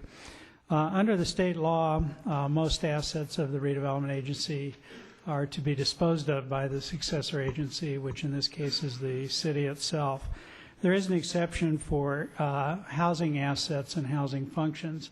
A city may elect to retain those, and if the city decides not to retain those, they automatically go to the local housing authority, and in our case, that's the Ventura County Area Housing Authority. There is some conflicting language within AB 1X26, which is in the process of being resolved by Senate Bill 654. One part of the law says that the housing assets do not include money in the Affordable Housing Fund, the Low and Moderate Income Housing Fund. Another section of the law implies that it does. And it's sort of a big deal because our redevelopment agency has $4.7 million in that, cash in that fund, of which $2.8 million is unencumbered. The legislation in Sacramento now, which seems to be moving very rapidly and without significant opposition, would clarify that that cash balance would be counted as the assets of the housing assets of the agency, and therefore could be retained by the city that created the redevelopment agency, should we so elect. The assets that we do have, real property assets, I just talked about our cash assets. Real property assets include the Schiller Gardens Affordable Housing Project, which the redevelopment agency owns outright and has a contract with Many Mansions to manage that project on our behalf. The Fiore Gardens Affordable Housing Project, which is located on Hillcrest Drive between Hodenkamp and Boardwalk. The redevelopment agency owns the land. The Area Housing Authority owns the buildings and improvements and leases the land from us for $1 a year. We also own 2 townhouses in the Park Lane development, which is on on Ventura Park Road, just south of Newberry Road. These were inclusionary units among 12 in that project, and at a point in time, the people who had originally bought them needed to sell. The redevelopment agency had an option or a right to buy, if we wished, for transfer to other qualifying individuals, and we did elect to buy those, and they're on our books now. Our intent is to sell those. The agency also has some receivables, loans receivable that add up to about $28 million. These are loans that we had made to affordable housing providers, both Many Mansions and Area Housing Authority, to complete affordable housing projects. Typically, when a redevelopment agency invests in affordable housing projects, it's in the form of what's called a residual receipts loan. And those are loans that are paid back after all other obligations of the project are paid back, all other loans. And typically there will be multiple layers of financing that go into these projects. So in some cases, they're never paid back, but in our case, we have some hopes that in the long-term future, there will be a cash flow from those receivables. We are, as we noted in the staff report, receiving a little bit of money from one of those now. There are no really material liabilities of the housing programs, of our housing assets. We do mention the HELP loan. We have set aside money to pay that. In fact, that's the encumbrance on the cash in the housing fund, and that is actually in the form of a residual receipt that would be repaid by many mansions at some point in time. So in our view, and we have discussed this with staff of the Area Housing Authority, they are in favor and support the city keeping the assets and the housing functions. The significant advantages I think that we have, and the reason we're recommending it to council, number one is to be able to control these significant assets that the community is invested in. If they went to the Area Housing Authority, they would be controlled by a board of 15 people, only 2 of which are appointed by the Thousand Oaks City Council. The Area Housing Authority serves 7 jurisdictions, including the unincorporated area of Ventura County and 6 cities. And so we would add 2 votes out of 15 in what happened with those assets. If we keep the assets, the City Council itself decides. Also, as we noted, there is a potential significant cash flows that can be used for affordable housing. If we retain the assets, then those would benefit the Thousand Oaks community rather than the larger county area. And third, we, as the council is aware, we have established a housing trust fund, which is a city fund. It does have some revenue that has come into it, and we'll have future revenue, so we will have an ongoing affordable housing program. And combining these assets with that program, I think, makes good sense for helping to achieve those purposes. So that concludes my presentation, and our recommendation, of course, is the council adopt the resolution to retain the housing assets and functions. And now Mr. Adams will give a presentation. Thank you, Mr. Prescott. Good evening, Madam Chair and directors of the agency. Tonight, I'm going to briefly talk about the EOPS, or what we call the Enforceable Obligation Payment Schedule. As you know, the obligation schedule and the resolution were provided to City Council earlier this afternoon in the Green Packet or supplemental packet. It's important to note that it has been less than 30 days since the Supreme Court decision upholding the dissolution of redevelopment agencies. As the city manager mentioned, the preparation of the EOPS has taken significant staff time. Staff from all departments, city manager, city attorney, finance, community development, also outside experts, attorneys, and other consultants. Additionally, as the city manager mentioned, the school district, the Area Housing Authority, and many mansions has provided input.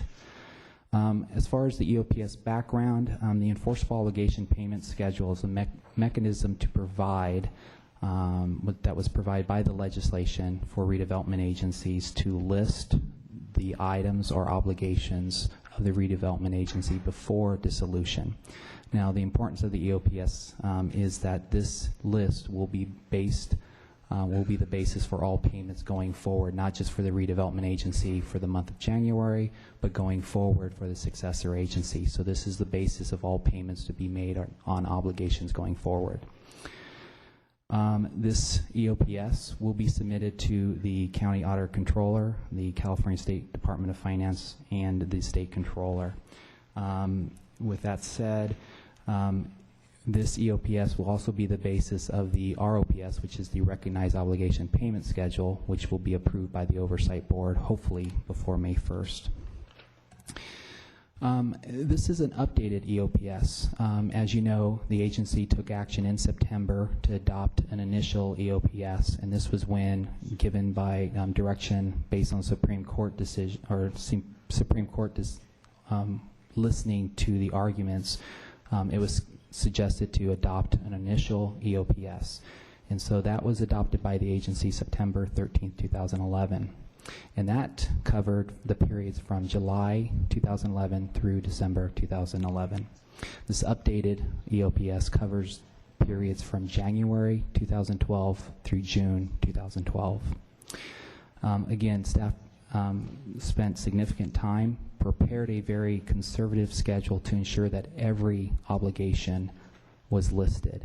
I think it's very important to say we took this approach to ensure that all obligations are listed because we need to make that our basis of future payments. This schedule also includes housing obligations that if council should decide to assume housing assets, these obligations will not be obligations of the successor agency, but of the city when maintaining these housing assets. So that's an important detail. Let's talk about the EOPS, how the schedule is structured. We have broken up into 3 areas: housing, which is the first area, Thousand Oaks Boulevard projects, and the Newberry Road projects. On the schedule, we've listed the obligations. That's the first column.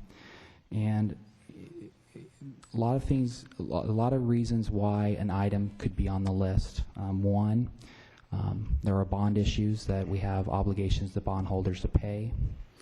There are contracts based on current projects that are in place. There are also agreements for reimbursement with the city for redevelopment staff and cost allocation. And then there are projects that are being funded from bond proceeds that are conditions of those initial bond issues.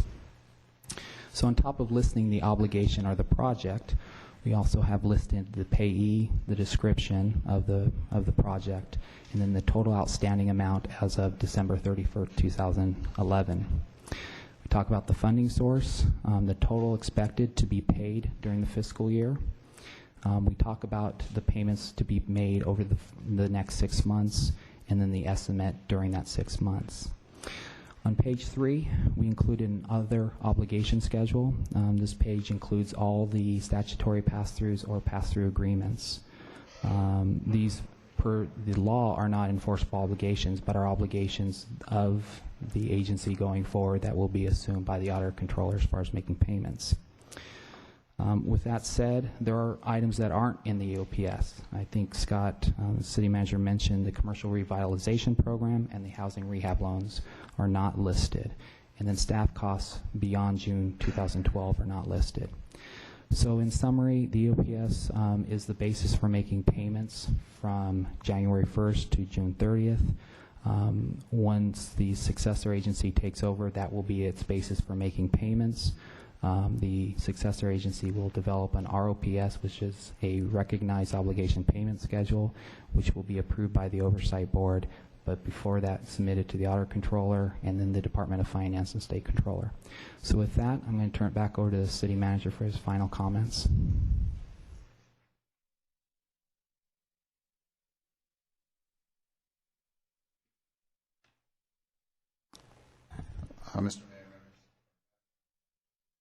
Madam Mayor, members of the council, so the next steps are they're delineated in the report, but from here, after you take action on the project list, as John had mentioned, it goes to the Auditor Controller and then the State Department of Finance. Correct. We will provide that and then post it also to our website.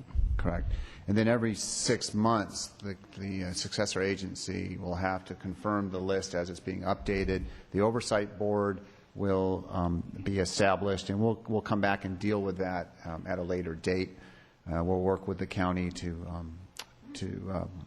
do that. We've already started talking to the county about that, so we're trying to work very cooperatively in that regard.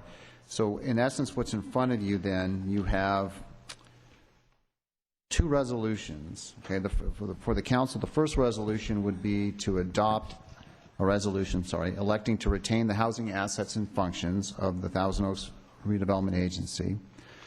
Then the council is asked to direct the city manager to take all the necessary actions to implement and transfer the redevelopment agency housing assets and functions to the city of Thousand Oaks. Then the redevelopment agency board would be asked to do take the third step, and that would be to adopt a resolution for the updated enforceable obligation payment schedule.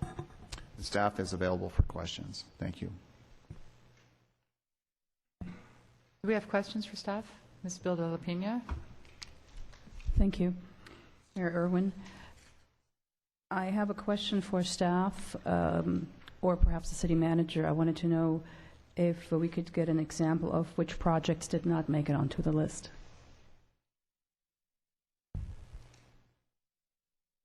Well, I think I highlighted two major programs, which is the commercial revitalization programs, which are loans to commercial owners to do rehabs and to facades and that, and then the residential rehab grants related to helping homeowners within the project area to help them. Mobile home parks have some mobile home park owners have received these type of grants. So those are the two major programs. It's about, if I'm not mistaken, about $800,000 a year, and those aren't listed because they're simply programs that are done annually. Okay, I know two major ones, but any of the others that you could mention? Just The two that I mentioned are two that are currently in the budget, that were programs that are in today's budget that weren't listed. Certainly future projects, we talked about future revenue that would potentially come in. There are other capital projects that would be done in the future that won't be done as well. Maybe some improvements on Teal Boulevard beyond what is listed on the list as far as undergrounding. Okay, so basically most of the projects are on this list, pretty much. Mr. Mitnick, did you want to add something? Madam Mayor, members of council, to clarify on that, that's correct, but that's with respect to this budget cycle. Then going forward, a lot of the new programs and projects will not take place. So there are a number of projects that have been in the 5-year.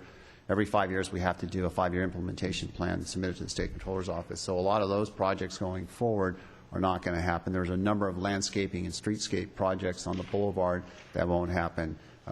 Homeless programs, housing surveys and that type of thing, there won't be money for that. So in many of our projects were already encumbered or had agreements. They're tied to bond issues.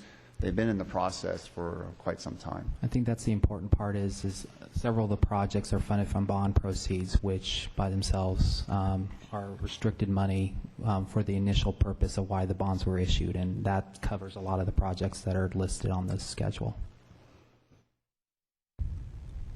Thank you. Councilmember Glancy. Thank you, Madam Mayor. Mr. Prescott, to your knowledge, how many of the RDAs in the cities depend heavily on redevelopment money to meet their RENA requirement? Well, I think the redevelopment agencies statewide are the largest single financial contributor to affordable housing. The RENA is, it's really got two parts, and the first part of it, and that's the Regional Housing Need Assessment. The first part of it is the state policy to encourage local governments to change their zoning to allow more housing across the spectrum. And then the second part of it is, and the more difficult part, and the part where redevelopment agencies really play a key role, is that a certain percentage of that needs to be either developed at or zoned at densities suitable for what the state calls affordable housing, affordable low and moderate income people. And to be able to actually produce that housing is a big plus in fulfilling your RENA, and the redevelopment agency plays a critical role, not just in our city, but in all cities statewide in fulfilling that. Thank you for your answer. Appreciate it. That's it. Councilmember Fox. Yeah, two questions, actually, and then a third. Let me start with the third. It's not part of this report, but the state recognizes that a lot of affordable housing projects come from redevelopment. Is there any discussion about an adjustment of RENA numbers moving forward because cities are now not going to have the resources to provide that housing? Well, the short answer is no. The RENA numbers, and we're entering a new RENA cycle, right. And SCAG has issued draft numbers for the SCAG region. Cumulatively, they're probably on the order of 25% less than the last cycle, which is a good thing, and that reflects basically the economy more than anything else. But the state is not, I haven't heard anybody talking about the state giving cities a break if redevelopment goes away. It will be more difficult to provide the housing and comply with the state's requirements in the affordable housing realm. My sense is that's an issue that's likely going to come up down the road. It's one of those unintended consequences that probably didn't get discussed when the legislature and the governor were trying to put together this program to transfer money. On page 20 of your report, just want to clarify the bond rating downgrade, Moody's bond rating downgrade. We don't use them, we use S&P. But as I understand it, the bonds for our agencies are fixed, the interest rates are fixed. So even though there will be a bond downgrade, which normally increases a payment, in our particular case, because we have a fixed rate interest rate, that's not going to have an impact here in Thousand Oaks. That is a correct statement, Okay. is that fixed rate will not be affected. All right, and then on page 22, second paragraph, there was some discussion about the housing fund, the low and moderate housing fund, of which there's $4.7 million. $2.8 million is unencumbered.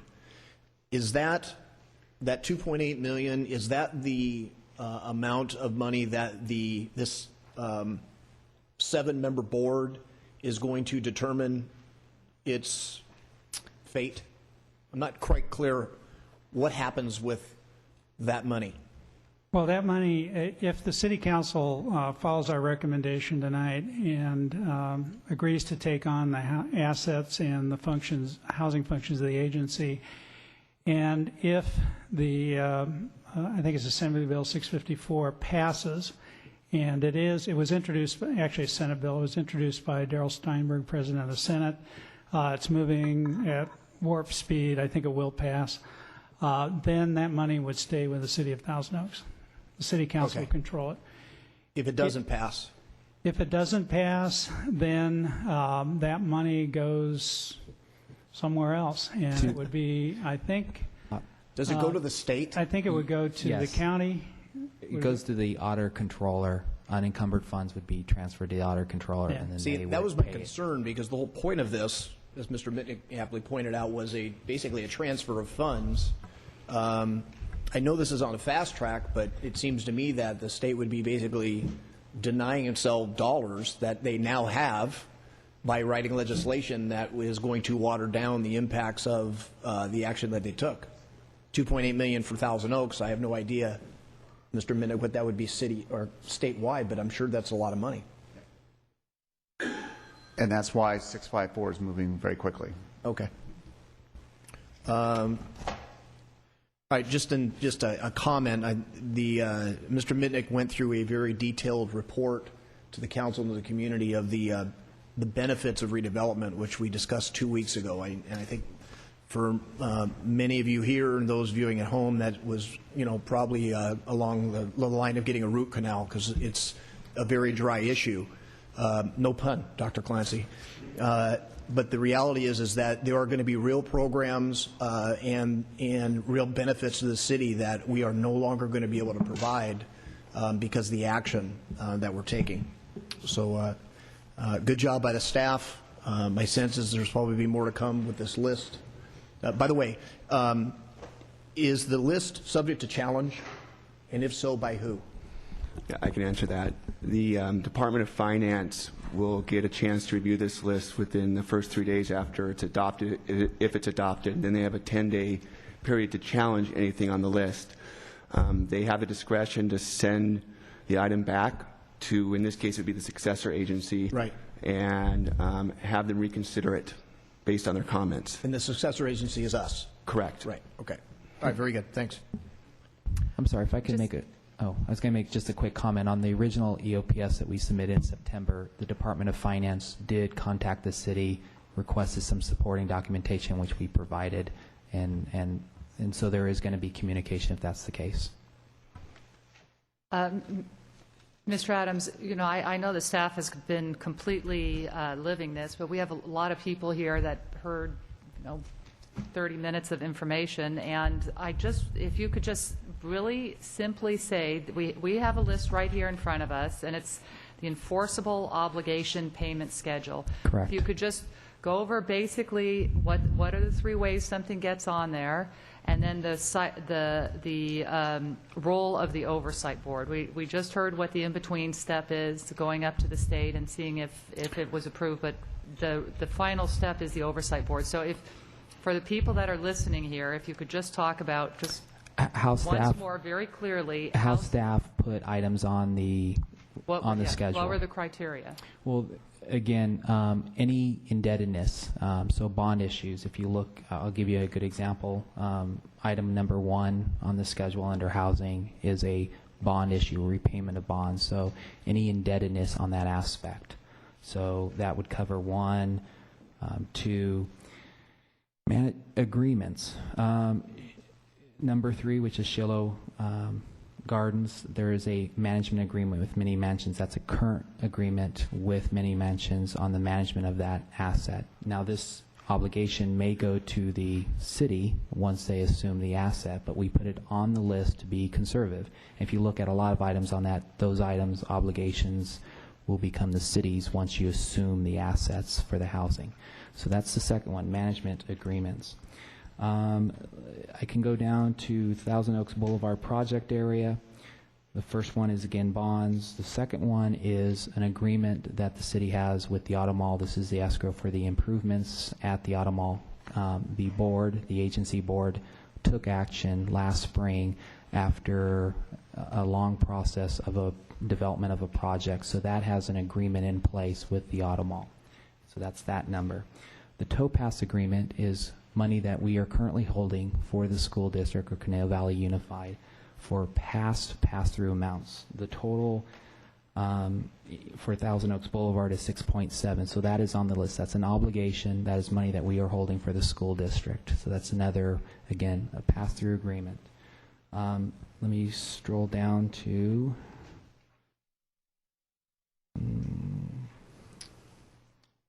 14 and 15, management.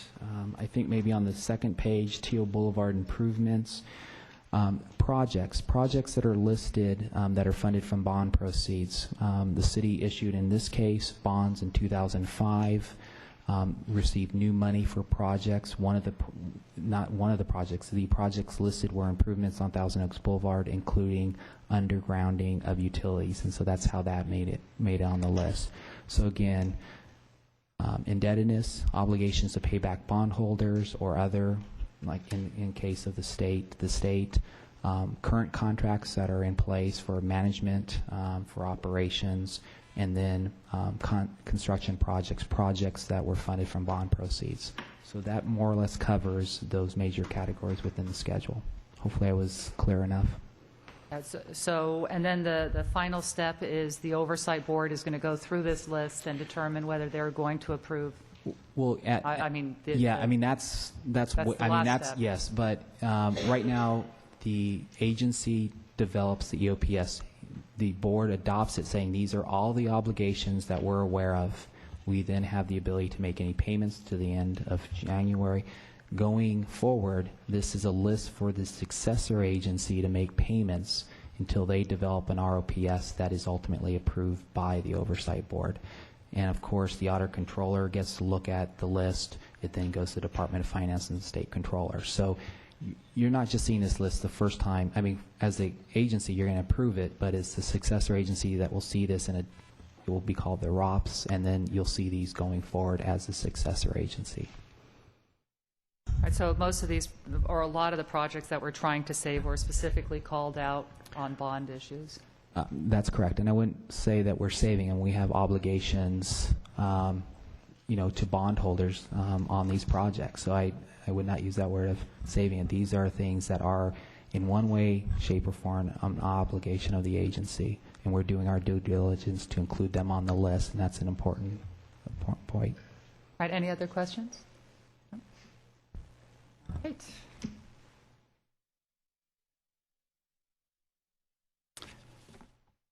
We have 12 speaker cards.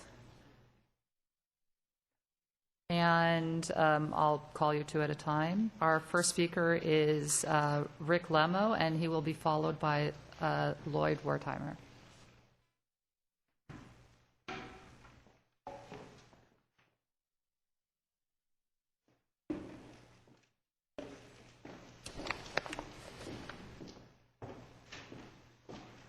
Good evening, Mr. Lemo. Good evening, Mayor, Council, City staff.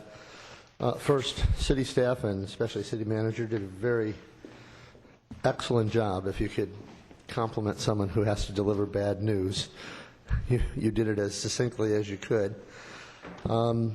This is a strange situation, but I'm glad to be addressing it today because part of the explanation might be that today is National Beer Day. And it seems that most of the people up in Sacramento are taking that day very seriously. We should probably consider taking that day seriously before midnight tonight. There really is no laughing matter here. I think to make things as brief as possible, when you take a look at some simple things of what you've accomplished already in housing and what you've accomplished in regards to underground utilities, what you've accomplished in some of the projects, and in the land that you've acquired, as well as how this all plays into our specific plan. What it really boils down to in a nutshell is that through no fault of our own, by political decisions and recommendations, the quality of life in Thousand Oaks is going to be negatively impacted. No matter how much hard work our staff and elected officials have done, it's going to be negatively impacted going forward. And so you're making moves tonight, and staff is making recommendations tonight that will help minimize that negative impact. The City of Thousand Oaks has been run very, very well. We're going to survive this, as well as other curves that the state may throw us. But I would suggest that you follow staff's recommendation tonight, and by all means listen to the majority of folks here. You're going to hear from every walk of life here tonight of how positively impacted they have been by your skillful use of redevelopment funds. This is a move that we hope you can make that will continue protecting some of those. So my recommendation is to please follow staff's recommendation, and thank you for the work you've done so far. Thank you, Mr. Lemo. Mr. Wertheimer, followed by Karen Bronham. Mayor, Council, excuse me, Councilman. My name is Lloyd Wertheimer, and I am on the TOBA board along with Rick Lemo, and been in the community since 1983. And we, on the board, have put a lot of work into over the years for the bid that the redevelopment agency that's puffing away, so to speak, will have a great effect on. And I'm here to ask that you do support what the staff has proposed, and that the work that the councilman has done, the people who have volunteered their time, the businessmen, the property owners of the boulevard, and so my recommendation is that you also go along with it. And thank you. Thank you, Mr. Wertheimer. Karen Bronham, followed by Jill Lederer. Good evening, Mayor Irwin, council members, and city staff. My name is Karen Branham, and I'm here tonight on behalf of the 27 franchises and over 1,000 employees in the Thousand Oaks Auto Mall to thank you for your continued support of the Auto Mall Parking and Landscaping Project. We are grateful to you and the city staff for having the good sense and foresight to protect the RDA funds allocated for this project, and thus ensuring those funds would stay in our own community and not gobbled up by the state. As you know, we are in the process of obtaining the parcels of land between Auto Mall Drive and the 101 freeway, one of which we have a verbal commitment on, and the other we are working diligently to secure. Whether we secure the second parcel or not, we are confident the project will get underway in the next few months. Another project worthy of your consideration is the undergrounding of the power lines along Thousand Oaks Boulevard. This project not only beautifies Thousand Oaks Boulevard, it makes it safer for pedestrians and motorists, as well as keeps our redevelopment agency dollars in our own community. Again, the dealers and over 1,000 employees of the Thousand Oaks Auto Mall, thank you so much for your continued support. Thank you. Thank you, Ms. Bronham. Jill Lederer, followed by Mr. Kidway. Hello, Ms. Lederer. Good evening, Mayor Irwin, City Council members, and City staff. Jill Lederer, CEO, Greater Conejo Valley Chamber of Commerce, Thousand Oaks. I'm here tonight to extend the support of the business community for the City of Thousand Oaks, which has always done such an outstanding job in administering our redevelopment agency. Our citizens, businesses, and schools have reaped the benefits of the excellent decisions that have been made over many years, helping us keep our tax dollars local for invaluable services that we've all come to take for granted. The state's elimination of the redevelopment agencies is a drastic effort to solve a problem that was not created here and will undoubtedly stop both city and school projects that would have resulted in many badly needed jobs. The timing of the state's action impacts a fragile, recovering economy that needs every win it can possibly get. Just doing business and living in Thousand Oaks is a huge win, but in order for our sales tax revenue to keep improving, for businesses to keep choosing to locate here, and for high-paying jobs to be created and stay here, we need to speak and act with one voice and support our City Council and staff in taking all necessary actions to salvage the situation that we've been handed. On behalf of the business community, including the 30-member Board of Directors and 1,300 members of the Greater Conejo Valley Chamber of Commerce, we firmly believe that our city has the innovative talent and skill to act decisively and continue to find new ways to deliver the premier services that the city is well known for, despite the formidable challenges that have been placed in the way. We thank you for your successful stewardship of all our resources and extend our ongoing commitment to the decisions that we hope you'll make here tonight. Thank you. Thank you, Ms. Lederer. Mr. Kidway, followed by Rick Schrader. Nick Kidwai, resident of Newbury Park, director, concerned citizen of Thousand Oaks. If TOTV can show the overhead, that's page 1 of the 3-page enforceable document. It's on page 1 of the city's website, but interestingly, it was not shown by staff. I don't know why.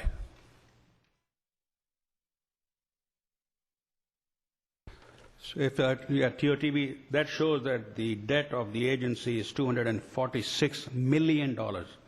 That's $250 million, I believe.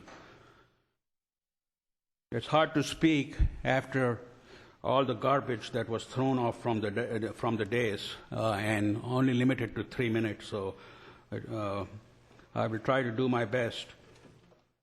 A very good example. Somebody's laughing. Wonderful. A very good example of all the goodies that were mentioned that the Redevelopment Agency has given is to compare the Lakes Caruso project and all the good that they do with Easter Bunny, with matinees, with the skating, which is actually a money-making thing. People say, well, what a wonderful man he is. I mean, what a wonderful developer. Well, until I read the details, that it's 1% of what they spent to build it. You know, as a businessman, as a taxpayer, I'll take that deal any day of the week. And anybody will over here, 1% to get 99%. That's what it is. One thing is for guaranteed that you folks are telling wrong is that this city has never had blight. That's a fraud that has been committed on the citizens of Thousand Oaks, on the citizens of the state of California. And I and a lot of taxpayers are so happy that people like Chris Norby, a Republican, joined together with the governor and derailed these, what Ron Paul calls crony capitalism. That's what it is. It's just absolutely disgusting. I mean, well, the Westlake team is here, other people. Where's the money going to come from? Just spent some time yesterday on the budget. $2.1 million in the Dos Vientos developer funds that can be used just for about anything. 2.1. Lang Ranch is not going to be built. So $5 million is available. This is not told to the people. And it's interesting that the only people that come to their aid are the people who feed at the public trough. The people that get the lakes for $1 a year. I mean, people are going out of business because they can't pay their rent. And also very important, I know the red light is coming, the enforceable agreements is a fraud also. I think so, it will be proven, and the state should come after you folks because I think many of these items do not have contracts on them, and you've just added them to take the money away. Mr. Kidway, we couldn't read the first chart. What was it that you were saying, the first chart that you put up? What was the item on there that's not on, it's on the overhead? First chart you put on the overhead. And you had something highlighted. Can you read what it says? The first chart that I showed? Yes. What's the question on it? Well, we couldn't read it on the overhead. What was the item that you had an issue with? What happened to it? No, yeah, I was just saying, can you read it? Because we can't read it on the overhead. Yeah, that's on the first page of the, I mean, it can be read on the website. But those are the enforceable items that you are presenting to the state that you need to keep the money in the city. Oh, I thought you said there was a mistake on there. Okay, thank you, Mr. Kidway. Mr. Schrader, followed by Chuck Cohen. Madam Mayor, members of the City Council, members of City staff, I'm Rick Schrader. I am president of Many Mansions, and we also urge the City Council to adopt the resolution to retain the housing assets and the functions now held by the Redevelopment Agency. The Redevelopment Agency and the City have been great partners with Many Mansions over these past 32 years to develop and maintain affordable housing within the city, and we would like that partnership to continue. And I think the city manager was exactly right. This city has been very supportive of affordable housing. If we include our Hillcrest development, which is currently in construction, through Redevelopment Agency support, we have developed 9 affordable housing properties in the city, over 460 units of housing, and especially housing specifically for households who are very low and extremely low income, households that are formerly homeless, households that have a person disabled. And indeed, we just celebrated our SF Village's 10-year anniversary, and I would like to thank Mayor Irwin for coming to it and speaking to our residents. It really meant a lot to them. And yet today was the county-wide homeless count. Many Mansions, for the 6th year in a row, led the count in Thousand Oaks to count the number of people that are homeless, people that are living on our streets, women, children, and men. We started today at 6 a.m., and we're still counting even today. There are still people that are homeless in Thousand Oaks. I don't know if that constitutes blight, but these people still need affordable housing. And the good news, though, is that the city consistently has fewer people that we've counted homeless as other cities in Ventura County. And the reason is that we've had a commitment by the city for affordable housing. So we need to come up with new approaches, new solutions, and we can only do this if we have the continued and active engagement and support of the city. So we do urge you to adopt this resolution. Thank you. Thank you, Mr. Schrader. Chuck Cohen, followed by Jim Bankert. Thank you, Mayor and members of the council. Far be it from me to disagree with Mr. Kidway, but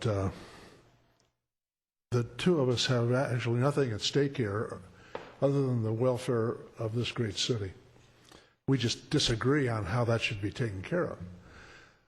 And I've been here long enough before the city was ever incorporated to recognize that there has been blight in Thousand Oaks, and there's been no fraud in the utilization of this redevelopment agency in the project areas that have been established over the years.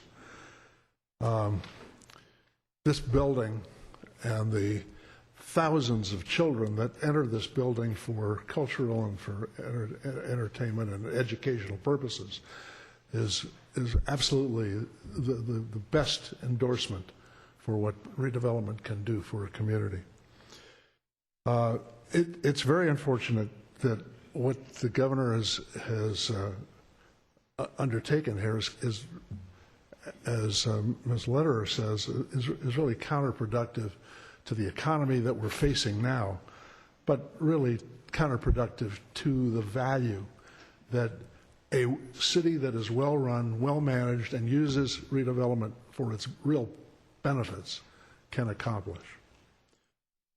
And I think it's imperative that you've heard from Mr. Adams with the recognition that what you're doing tonight, and I do endorse the recommendation of staff, is in part to protect the innocent bondholders as best you can. This city did not just enter into pass-throughs. This city had to enter into negotiations that were very arduously negotiated by the county, by the park district, by the school districts, to make certain that they were well taken care of when redevelopment became implemented in the community. So pass-throughs were not just a matter of generosity. They were a matter of good business sense, and you and prior councils exercised that sense. So let me just say that the longer that you can hold the line, the greater the opportunity perhaps for the governor to find that California is starting to recover and perhaps would change its mind. It's like a cancer patient that holds out for the cure and stays alive while that's taking place. And so I urge you to hold the line and stay in there for that cure. We all can use that. Thank you. Thank you, Mr. Cohen. Jim Bankert, followed by Chris English.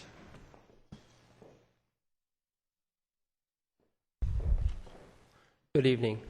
My name is Jim Bankert. I'm the athletic coordinator, head football coach, and head track coach at Westlake High School for the last 23 years. I also would like to echo the comments of the last speaker. It's an education for me to hear all the numbers and the things that we do from a city standpoint, and I want to compliment you for all your work and the city staff for putting together that report. It was very precise and you know, the numbers, I mean, you guys do a great job. I'm here tonight to urge the City Council to include the undergrounding of the utilities of Thousand Oaks Boulevard on the Redevelopment Agency's enforceable obligations payment schedule. When I got the job in 1989 at Westlake High School, one of the things that we really were looking forward to doing was to build a stadium there. Back in those days, we used to have the traveling show where we'd go to Newbury Park, Agoura, or Thousand Oaks to play our home football games. And the blessing that we had at our school and the entire school district was the building of the stadiums at all three schools, and the improvements that we did through the redevelopment was just has really heightened all of our athletic programs in all three district schools. But specifically for Westlake High School, we had a project which was 3 phases. The first phase was the completion of the stadium, the bleachers and such, so that we could actually have home football games there. The second phase would be to expand the stadium with bleachers on the visiting side. And that project we were moving forward with all the way. We actually began it in 1992, and I actually have some drawings here that we presented to the city in 1992 to actually get the ability of our football program to and all of our athletic programs to have visitor seating. But when the redevelopment bonds were passed in 2005 and included the commitment to underground these utilities, we're all thrilled, and this meant the stadium project could move forward. The reason for, I didn't understand these lights, but I see now I have a minute. The first reasoning for us to really move forward with this is community safety. We're the only school in the Marmani League that does not have visitor seating on the opposite side away from our home base. And that presents a lot of problems for us within our football program, within our athletic program with lacrosse and track and the other things. We have fans on both sides of the bleachers, which is not an ideal situation. We host high school and youth contests in the stadium in football, lacrosse, track, soccer, as well as band competition and camps.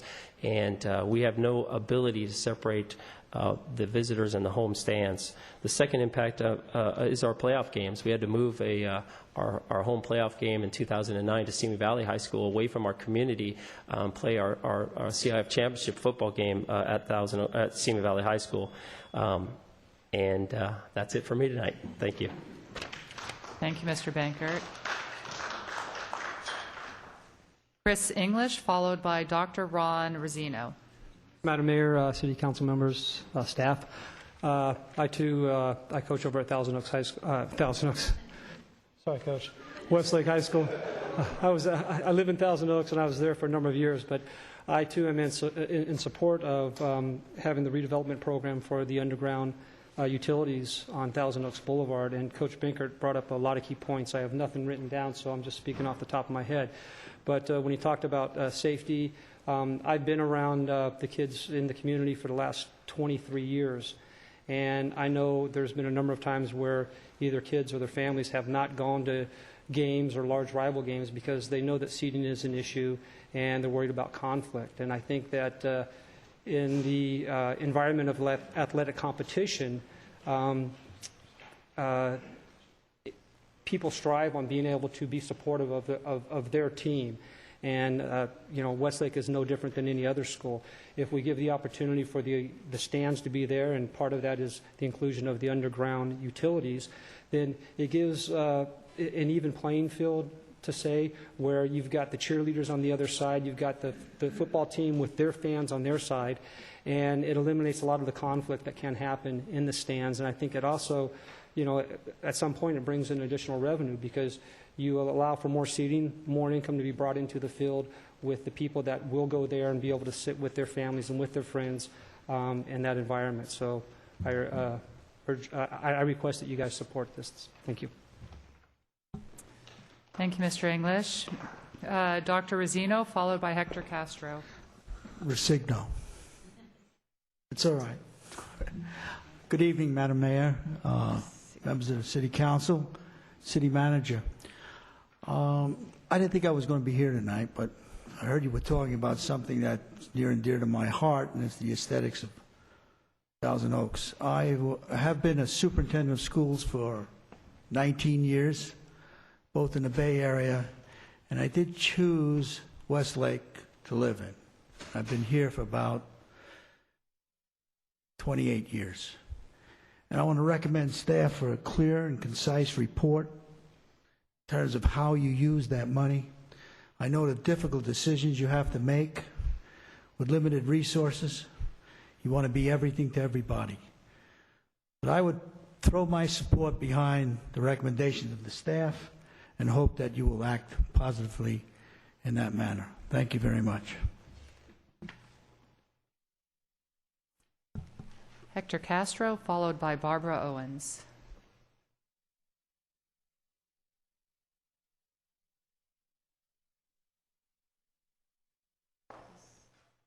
Did Hector leave?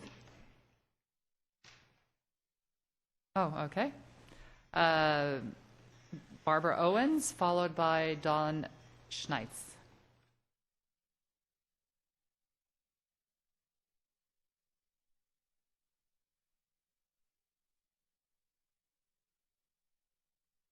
Good evening, distinguished members before me. I appreciate your hard work in these difficult times. I came to Thousand Oaks 26 years ago with my 8-year-old daughter all the way from the Bronx. A big difference, a big, huge in quality of life I was able to give her and myself. And we've watched Thousand Oaks grow in positive ways. I'm in support of putting the electrical lines under, I'm sorry, I'm nervous here. I'm in support. Fine, just relax. Huh?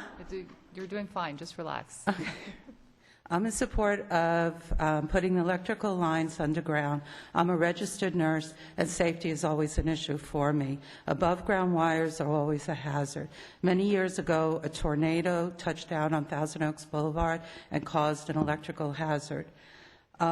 Westlake and Thousand Oaks are beautiful places to live, and underground wires will only enhance the beauty of Thousand Oaks Boulevard.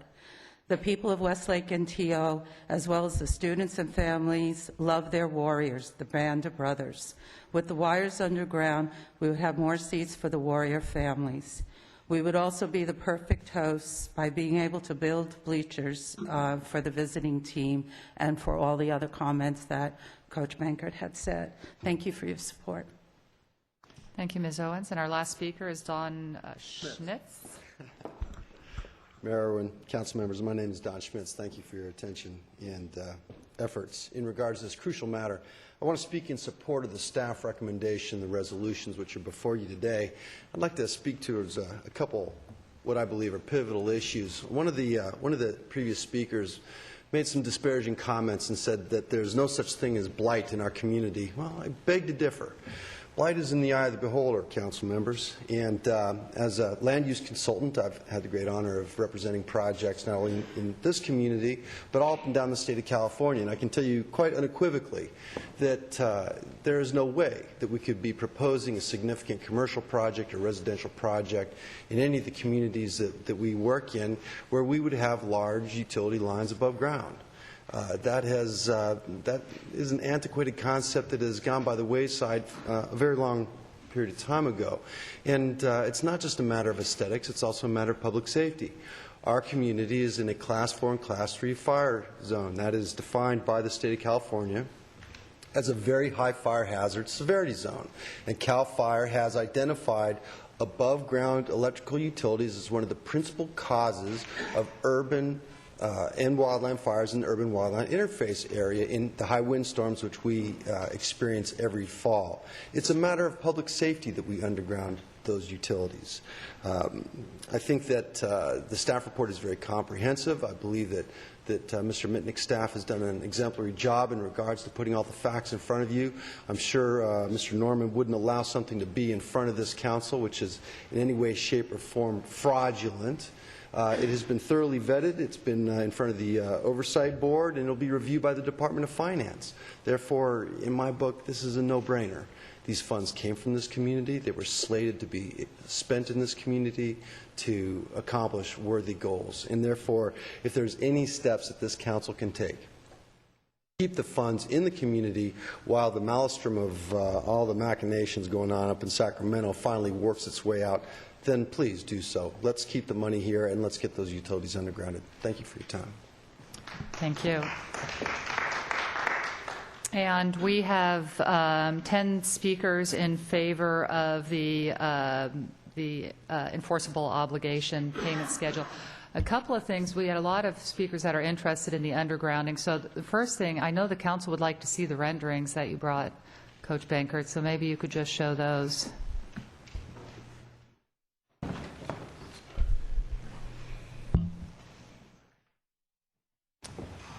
These renderings were put together in actually 1992 that would allow us to move forward, and they were actually presented to a city council at that point when we were working on building our stadium. So you can see that this project cannot move forward without the removal of the overhead electrical lines. Right. Thank you, Coach Bankert. And then I just wanted the city, before we go to questions or staff response, just on this project also, maybe the city manager could tell us from where to where is the undergrounding, and is it directly called out on a bond issue? Is that why we were able to put it on the enforceable obligation list? And then talk a little bit about the city's policy on undergrounding. Okay. Madam Mayor, members of the council, yes, indeed, when the 2005 refunding bonds were done, it had two components, a Series A and B, and the first series was to do refunding, and then B had some new money. I think it was $12 million, I'm not, some figure like that, or can't remember what it was. But in any event, it did delineate the type of improvement projects that could be funded, and this was one of them, undergrounding utilities on Thousand Oaks Boulevard. You asked from where to where. We have cost estimates from Southern California Edison, and they're current to go. It would essentially go from Duesenberg or Auto Mall Drive, right there, right by the post office and the car wash on the north side, or on that side, on the post office side, and it would go all the way to the Westlake Village city limit. And that's where would go. What was the other question? Our policy on undergrounding? Well, what are recent projects that we've spent money on to underground? Okay. I'm going to refer to Mark Watkins on that, but I will tell you the last big one that was done was on Moore Park Road, and that was done with Rule 20 money, not redevelopment money. But Mark, do you want to comment on other examples, including the redevelopment assistance? Yeah, the last large undergrounding I can recall is Moore Park Road also. I can't recall if there was one that's funded in the Newbury Park area, potentially along Newbury Road from redevelopment funds. So I'm not sure if that was the case there or not. But in general, for safety and aesthetic reasons, we've moved toward undergrounding lines whenever we can. We do. All right, are there any just other... Mark, maybe you can just kind of expound a little bit on, as the mayor was talking about city policy, a little bit about normally when we have new development in an area, if we can, through the new development, get fees to underground utilities, then we do that. But in this case, particularly at Westlake, there is going to be no new development in that area that would allow for us to underground those lines. Therefore, we have to use redevelopment dollars or another funding source. That's correct. And so, yeah, redevelopment has been absolutely been a tool to get projects undergrounded. When new development comes in, they're obligated to underground. If they can't, then they pay an in lieu fee. So in some cases, it's very difficult. It's a small development. They'll pay an in lieu fee. We can congregate those fees then and use them. That's how we've done some redevelopment in the past. That's how we've done a lot of Hillcrest, because it's been projects and then existing development projects. And so we can use some of those fees and city money to put together a large project. The other upcoming project would be that, which was the Lowe's development, but out at Wendy Drive on the north side. There'll be undergrounding that goes on there as part of the development of those parcels. But we generally have not had other city funds. If there's a large traffic project, a street widening, for example, or an interchange project, then potentially some of those funds could be used. But in the developed portions of town where there are existing overhead lines, it's very difficult to get those lines undergrounded without some sort of funding, such as redevelopment. Now, the other thing is, I don't know if it's changed, but I can remember years back, I thought staff provided a figure of around $1 million a mile to underground. It's extremely expensive. I can remember that. I don't know if it's probably more than that now, but it's just unrealistic that if we're going to do undergrounding in an area where there's not going to be development, that there's going to be some revenue, some money source from the school district. Certainly that's not going to happen, and from the city. And so absent these dollars, this project and others likely aren't going to get done. Correct. Right. Thanks very much. Yeah, so it is now or never on the undergrounding, basically. Do we have any other staff comments on the public comments? Madam Mayor, members of the council, Speaker made a comment about never having blight, and we've explained this before. When the project areas were established years and years ago, the blight findings were made, and there clearly was blight on Thousand Oaks Boulevard and Newbury Road. And I remember a previous city manager who was here in the 60s describing what it was like on Thousand Oaks Boulevard. And yes, we are guilty of being successful with the redevelopment agency, because one of the main purposes of the redevelopment agency is to eradicate blight, and we've been successful. The Civic Arts Plaza, the lakes, this used to be Jungle Land, and Jungle Land sat vacant for decades, and the foundations from the previous facilities were here. They were there when the Lakes project started. Across the street, which is now Gardens of the World, that wouldn't be there if it wasn't for the Lakes project in the Civic Arts Plaza. That was an abandoned or no longer used lumber facility and a bar. And so there clearly was blight. It's indisputable. And yes, we've been successful eradicating it. And those are the comments on the blight. Thank you. Councilmember Glancy. Madam Mayor, are you ready for comments? Yes. Or questions of No staff? questions. Oh. There's some in the city that think that the state is better managed than Thousand Oaks is. I find that really hard to accept. You know, we've got a balanced budget. The state does not have a balanced budget. The state is the 9th largest economy in the world, and yet it's just barely above being bankrupt. So it's hard to imagine that someone would say that it's better run. I was in Sacramento last week, Thursday and Friday, and I got to tell you, Sacramento does not know what it's doing. They absolutely have no clue what they voted in on the people. In fact, many legislators have said, I didn't realize it involved this, this, and this. And it all falls under the term that Mr. Fox used earlier tonight, unintended consequences. They say, hey, this is the way that Jumpin' Jerry can, bail us out of a bad deal. But they didn't understand exactly what it involves. And one of the things that it involves is it really hampers communities' efforts to provide affordable housing that essentially everyone has agreed is a very, very important thing in our communities. Without redevelopment money, it's going to be tough to come up with the bucks to do that. Right now, Steinberg's got SB 654, and what that would do is to include the housing fund balance as an asset that would go to the city if they chose to retain the agency's housing activities. Also, Padilla's got SB 659, and what that is to delay the turnover of funds by about 2 months, 2.5 months. This turnover was February 1. That's what was targeted.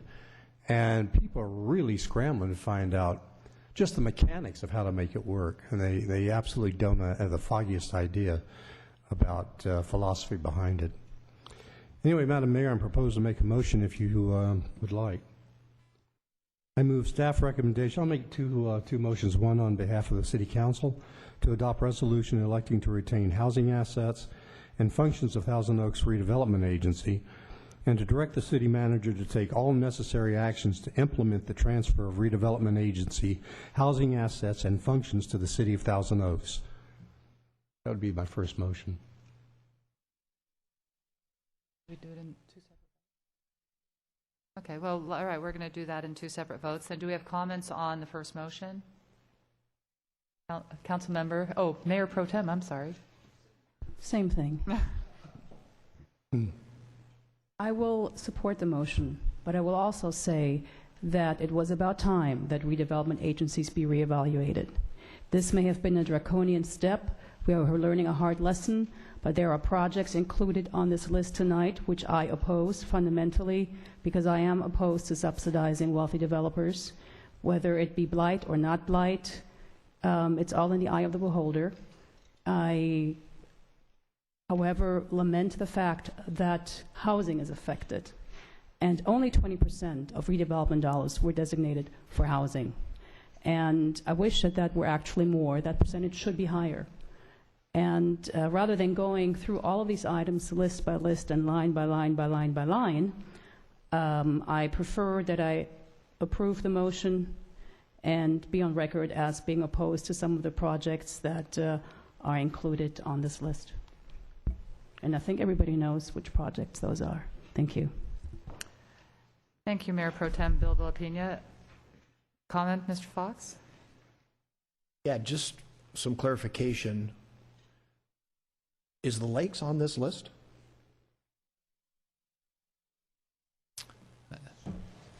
No. I didn't think it was.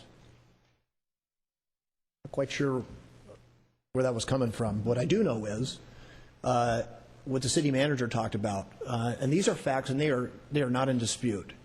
If your child attended any of the 3 area high schools and ever once went to the Performing Arts Center, that was paid for by redevelopment dollars. If you ever attended a high school football game here in the city of Thousand Oaks, either Newberry Park, at Thousand Oaks, or Westlake, and the beautiful stadiums and the fields we have where our kids play on state-of-the-art fields they would see in many major colleges, those are paid for by redevelopment funds. A lot of people, when they come to Thousand Oaks, and those that live here, comment on the beauty of Thousand Oaks Boulevard and the streetscapes that were provided, particularly in the West End, paid for by redevelopment dollars. The building that we're in here today, back in 1994 when I was first elected, and walking precincts, I think it's fair to say that the city was split almost down the middle on whether the Civic Arts Plaza was a good idea for the city of Thousand Oaks. A fair question, and I think a fair assessment then, not knowing what the Civic Arts Plaza would be to our community. But here we are now some 20 years later, and I think by any measurable standard, this facility and the vision of those city council members has been well acquitted. This facility has provided countless opportunities, as has been pointed out, for young people. It has immeasurably helped our local economy with people coming to the theaters. Do we still have challenges based in large part because of the economy? Yes, we do.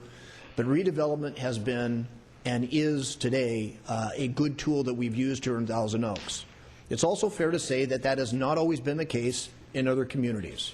But to suggest that because of the irresponsible acts of a few across the state of California in acts that maybe were questionable would apply here in Thousand Oaks, I just don't think is a reasonable request. The fact of the matter is these dollars do not go to subsidize millionaire developers. As has been aptly pointed out by city staff, they are funds that without redevelopment would be spent outside this community. And that's why we have a lot of people here supporting, whether it's undergrounding or some of the other projects that we have. So I'm going to support this action. It is good for Thousand Oaks, and we need to recognize that in Sacramento it's easy to throw rocks, and I know that we can do that. But the fact is the state has a very real problem. We are all recognizing some of the decisions that were made over the last decades in Sacramento, but they have a real problem. The answer, we think, is not necessarily getting rid of redevelopment agencies. We think there's other things that can be done. But this particular proposal by the governor and the legislature is not good for Thousand Oaks. Final comments on the motion? Vote on the items 1 and 2.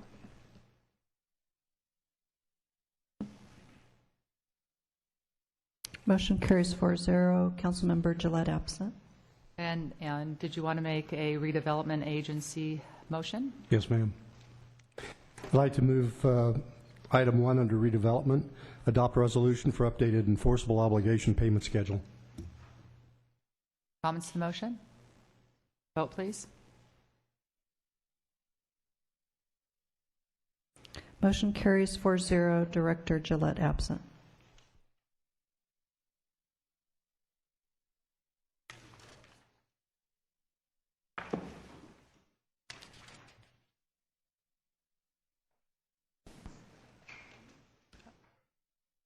We're going to take a 10-minute break.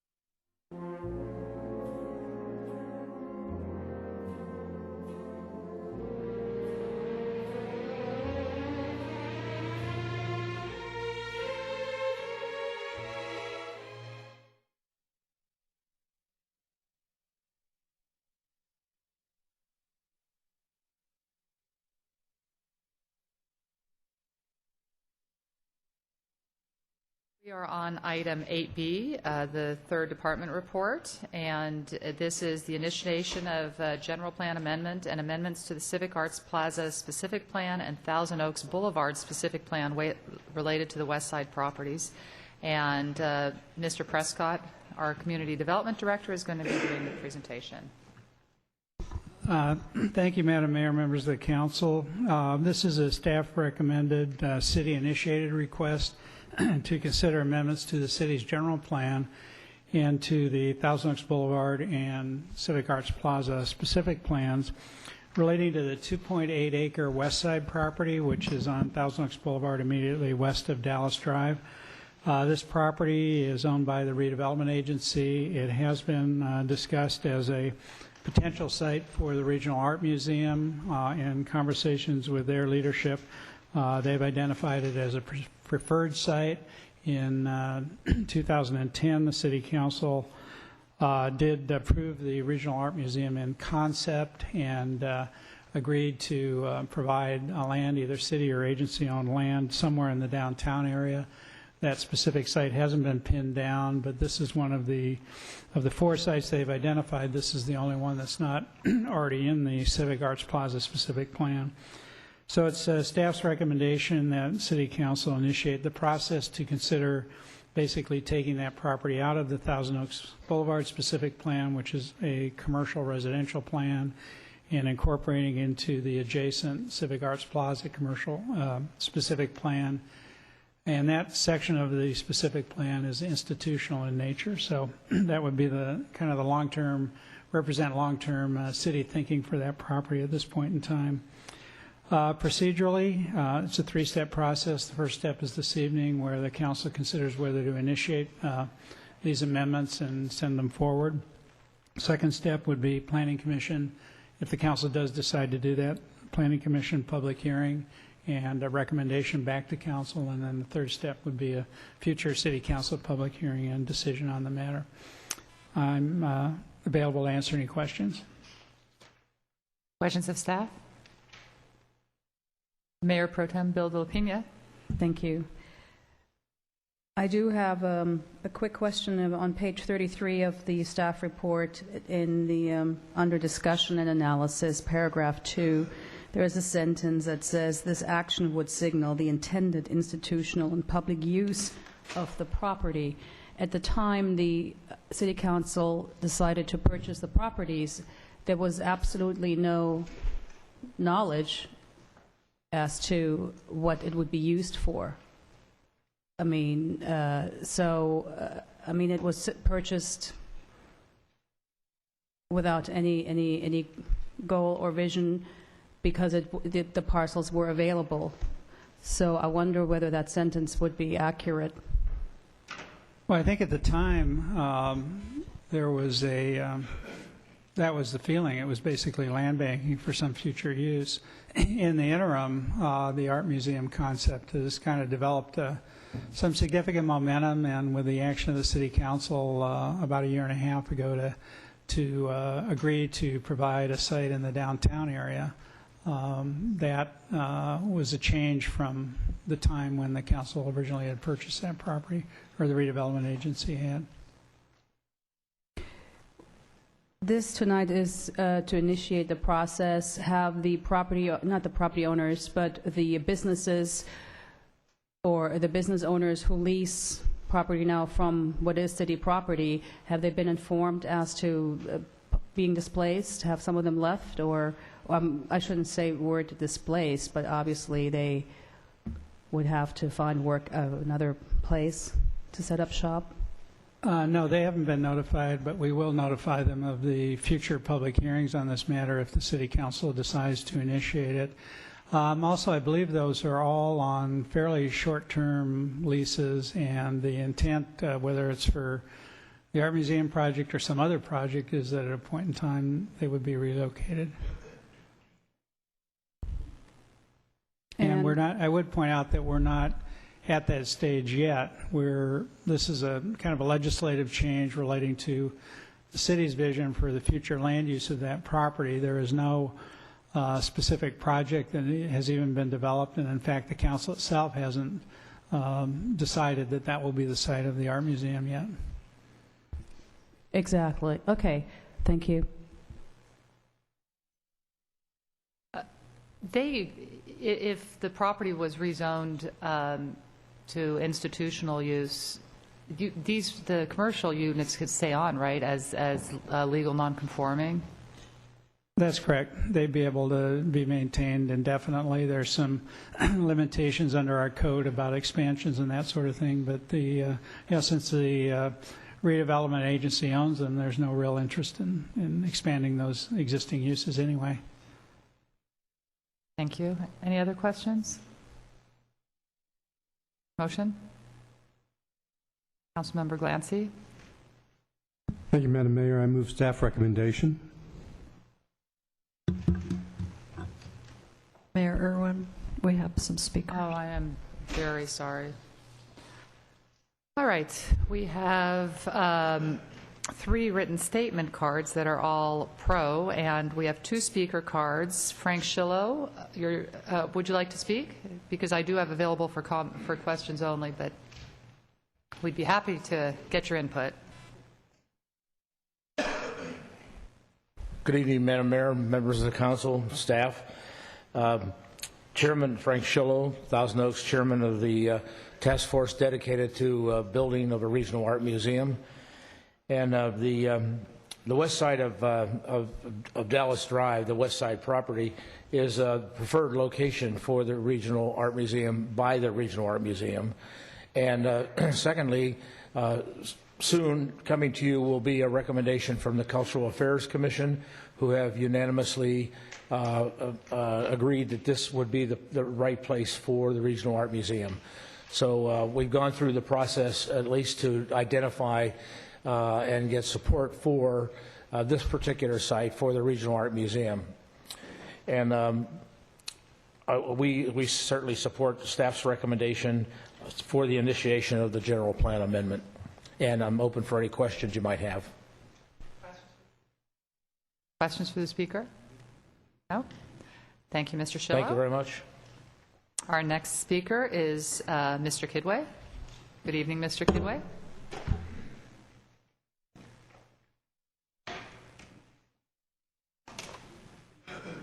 Nick Kidway, Newbury Park, Director Concerned Citizens of Thousand Oaks. I would first like to, since this is a redevelopment project still, I want to address the issue of blight that I was challenged on.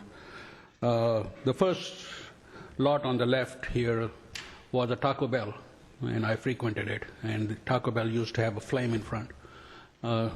They closed it, and now it's a wine tasting place, the magic of the business place, marketplace. Also, the wonderful council member said that you have a balanced budget. So what is this $208 million of debt that the city has? I mean, so this is the games that people are fed up with, and that's why we are broke. We are broke. You know, the party is over, friends. These 2 lots were bought last year, and there was no outcry to buy it. In fact, Mr. Schillo, the wonderful chairman, I honor him, gave me a small pamphlet about the museum, and the museum was supposed to be in front of this building here. And it is supposed to be a regional museum. So even if you support a museum, which I do, why don't you have other cities contributing to the purchase of it so that they have a buy-in? But no, you don't need to, because it's free money. Redevelopment money is free money. Forget it that our kids are losing out.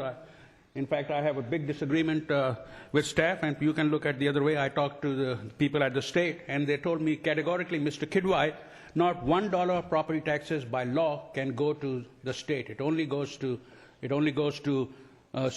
students. It only goes for education. That's what they told me, but the staff disagrees with that, so I don't do this for a living. Your first page on this says there's no financial impact, as no additional funding is recommended or requested. In fact, it was mentioned earlier on about this facility that Dr. Olson said we need a place. But the second part is not mentioned. We will have a place, but there will be no taxpayer funds used. That was the Easter bunny that was sold. Same thing over here. You should be honest and commit that to have an art museum will require a subsidy from the Thousand Oaks taxpayer. So this is completely wrong. In a few seconds, if you don't mind, I would like to, where is it? Well, since beer was mentioned, I wanted to read Opie, but I would recommend you folks to go on the STAR website and Google Opie, and all you folks are mentioned there. And he talks about he has a history of this building, this area here, and he talks in a very nice manner. I was going to read him, but I don't have it. Thank you for letting me speak, Mayor. Thank you, Mr. Kidway. Do we have a motion? Councilmember Glancy, Yes, Madam Mayor, I move staff recommendation. comments to the motion? Councilmember Bill De La Pena. Thank you. I'm not sure if Mr. Well, I will support the motion, but I want to be on record as opposing the purchase of this of the West Side parcels with redevelopment dollars. But since the purchase has been made, deal is done. Obviously, we need to move forward, so I will support the motion. Vote, please.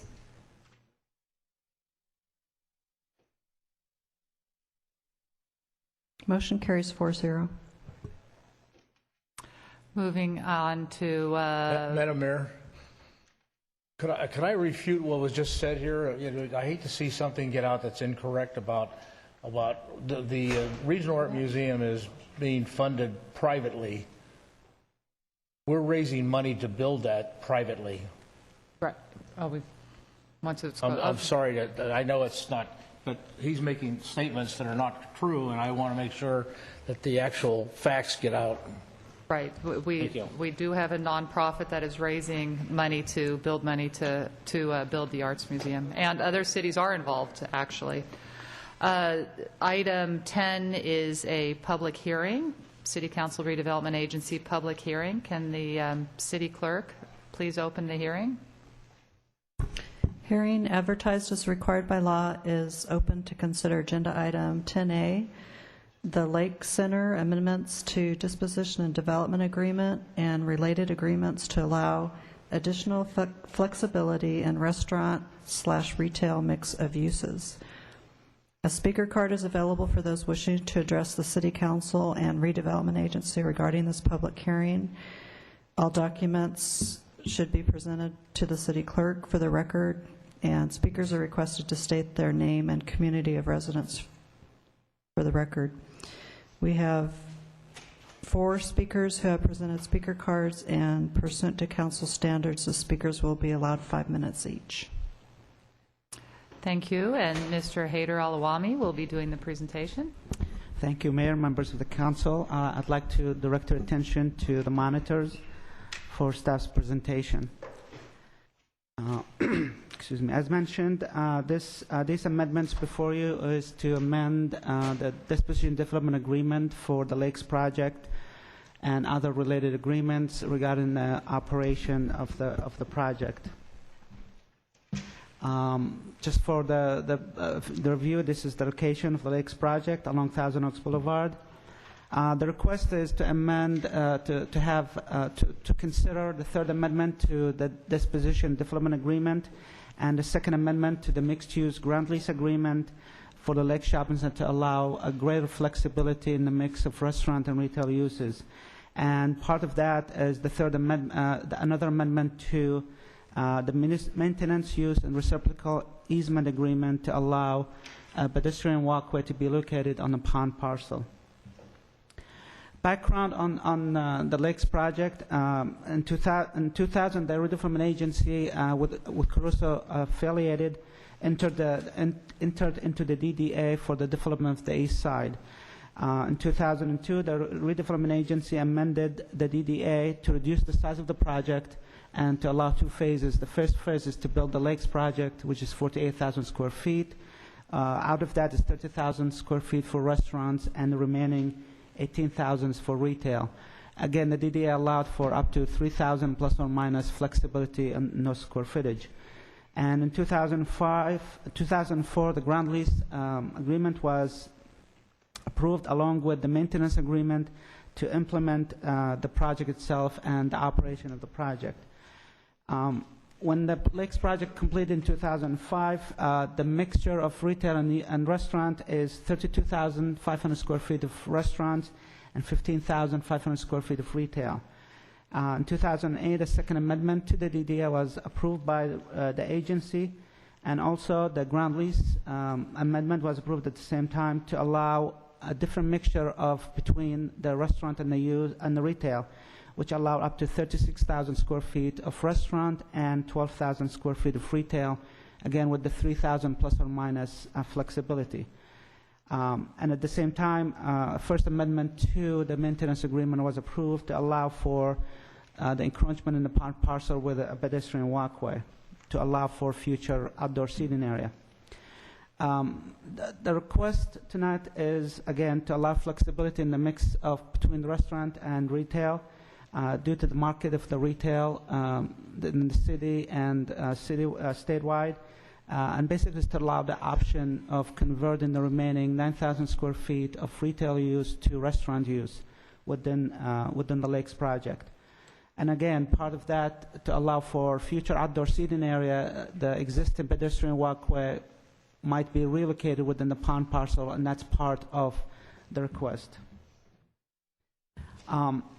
The provisions of the DDA allows for compliance with the parking standard in the city municipal code, and it also allows for shared parking analysis to be used. When the Lakes project was completed in 2005, it used the shared parking study to take care of the parking situation. But in order to convert the remaining retail into restaurant, higher parking spaces will be required. As part of this project, excuse me, a specific plan amendment has been filed by the applicant to request to adopt the parking standards that were recently adopted in the Thousand Oaks specific plan. With that specific plan amendment is, if approved, it will allow the use of the parking standards, and there will be sufficient parking at the Lakes project to accommodate the conversion of the whole project into restaurant uses.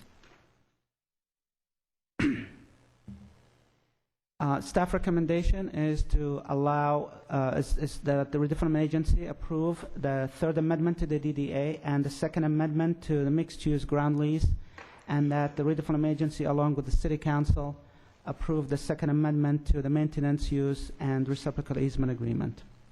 Thank you, and staff would be valuable for questions. Questions of staff?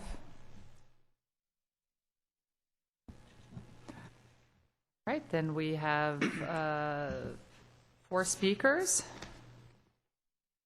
And our first speaker is Nick Farthingham. And he will be followed by Billy Martin.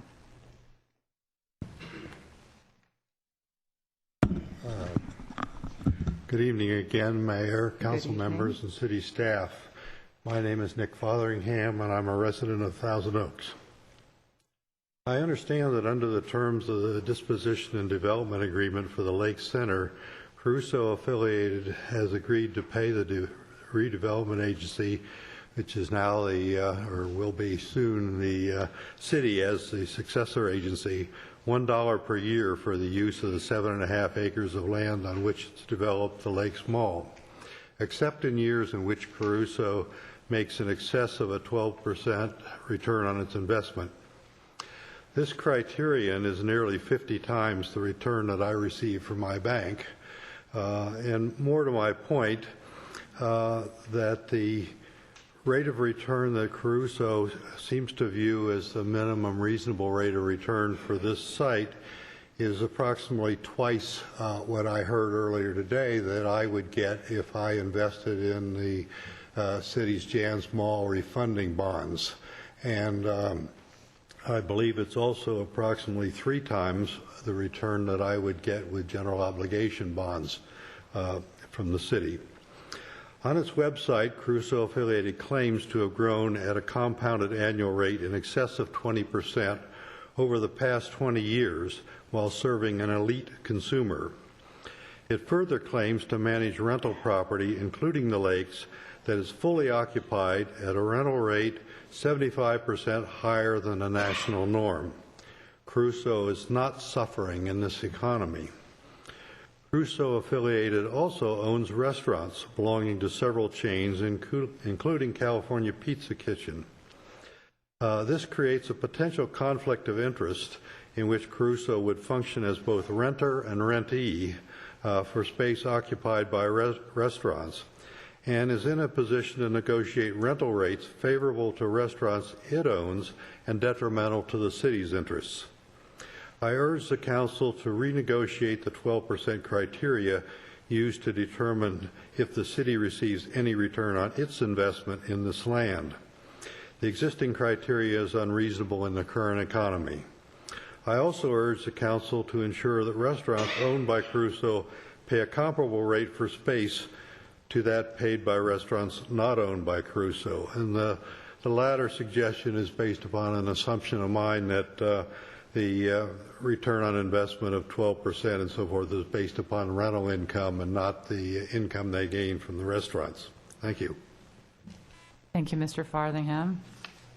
Billy Martin? I don't see Mr. Martin here. Mr. Kidway, and Mr. Kidway will be followed by Rick Lemo.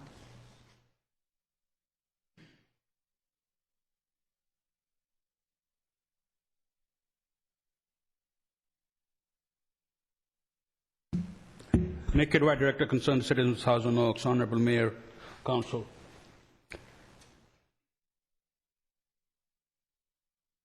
It's unbelievable. I was here 2 weeks ago when it was mentioned that this would be on the agenda, and a council member asked the city attorney if the sweetheart deal, i.e. the money part, would also be brought back, and he said, oh, yeah, I can check it. But what happened?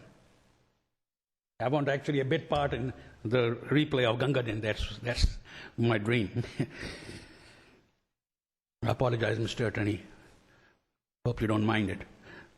But the taxpayers are much more upset about this than a little bit of this kind of thing. If TOTV can show that, that's the beginning balance. The city record, $17 million that the city paid to this guy to start this. And it was kind of hidden, very difficult to find. And as usual, this whole meeting today has hardly any numbers. City paid the permit fees, the undergrounding, stuff like that. I mean, I will ask the Thousand Oaks resident and taxpayer, when has the city been so generous to you? Come on, tell me. Never. And the other Nick was very nice and said, well, we need numbers. TOT will show the red action. This is a Navy top secret, Dr. Glancy.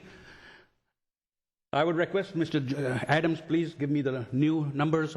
Ms. Chung gave me these. I have 2 years old numbers, and then when they give the numbers to residents, they black it out like this because it's confidential. I mean, that's the whole thing. I mean, we all know that Mr. Mitnick makes $400,000. He's in public service, so that's why he gives, it has to, it's none of my business to know how much Ms. Irwin's husband makes. He's in private. But when you are in government, you have to do that. When Mr. Caruso is taking a handout, the P&L should be provided to the taxpayers, and this should be provided in a hearing, not, I've been told it goes in council mail. What is this council mail? This is some kind of a secret society thing that you get it in the council mail and you never mention it? What guarantee is there that this new mix that he is proposing will get rid of this 12%? I mean, if you folks renew this, I mean, this is something that the State Attorney General should be looking at. And I was in Glendale in the last redevelopment abuse hearing, and Mr. Caruso did the same thing over there. That's what the people said. So Thousand Oaks was the blueprint to scam the citizens. And I'm sick of these people who are feeding at the public trough, coming over here and speaking out and praising staff when they have a dog in the fight, and they should stay away. Thank you. Thank you, Mr. Kidway. And our last speaker is Mr. Rick Lemo.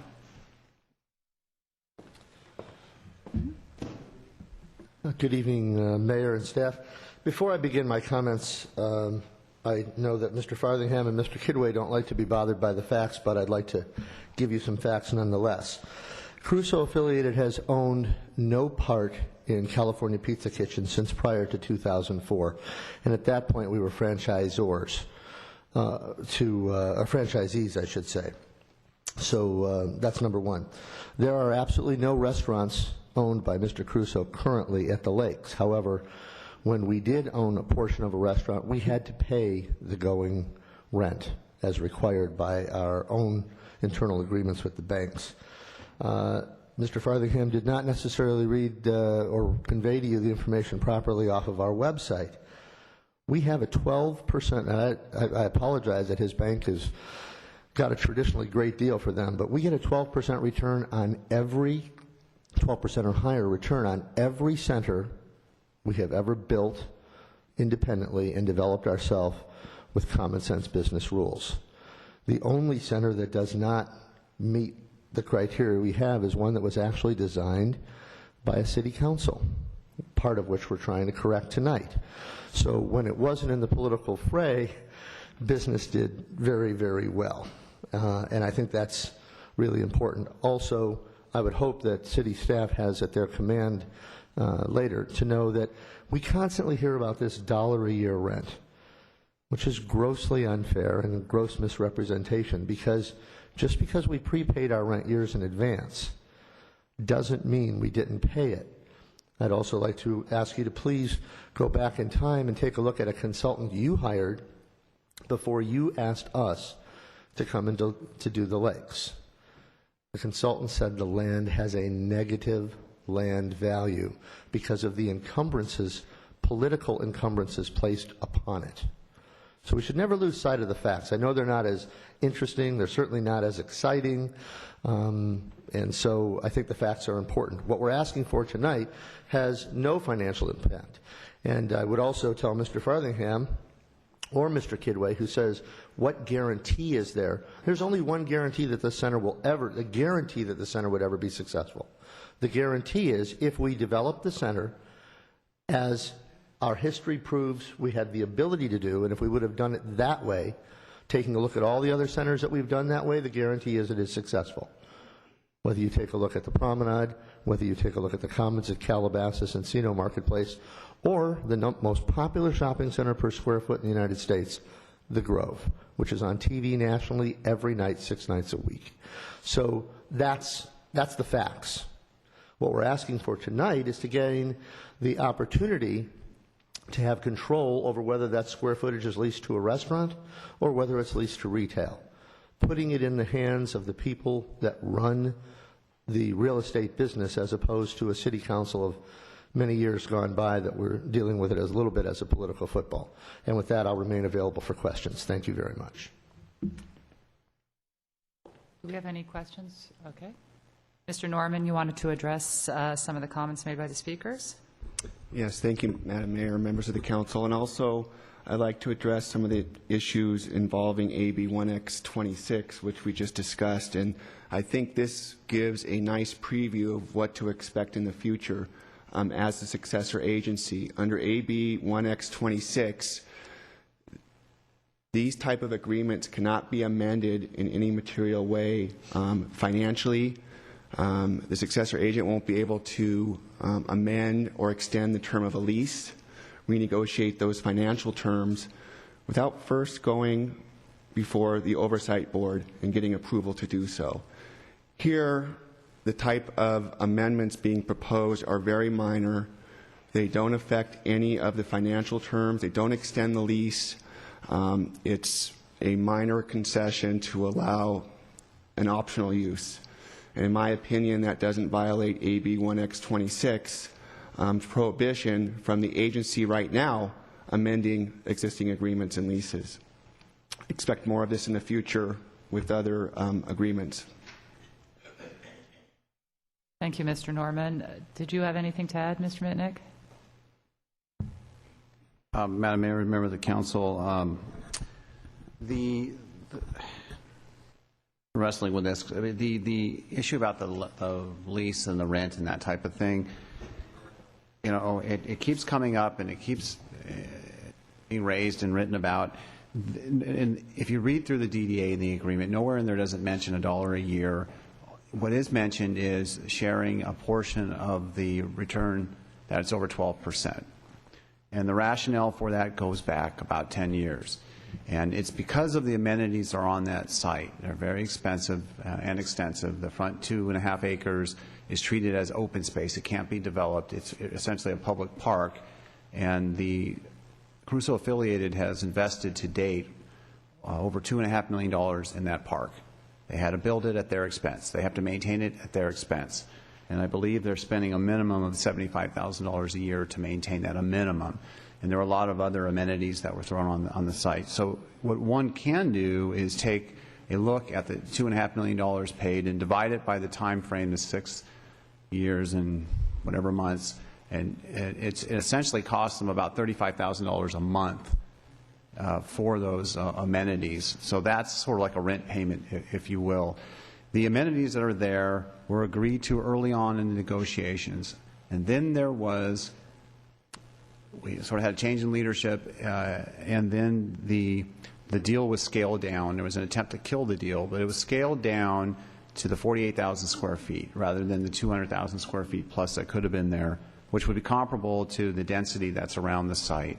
And therein lies the struggle that haunts us to this day. And so the business is trying to find the right mix of tenants, and it's really not the city's role to say what is or isn't. And the Crusoe affiliated actually wanted to own the land initially, but because of the open space component in the front and the other complications with the redevelopment agency, it wasn't able to do that. But he would have paid full market rate for the land, or at least leased it at full market rate if the city would have allowed him to develop within the specific plan and the zoning on the property. So it's a struggle for those of us who came after all that and trying to figure it out, and you're just seeing another example of that tonight. The city attorney is correct that going forward, this council really won't have a role. You will no longer really be a partner in this project. It'll be up to the oversight board and who knows who else going forward. So that's what's in front of you. And we'd be glad to sit down and calculate out what the de facto lease is for that information if the council would like that in the future. Thank you. Questions of staff?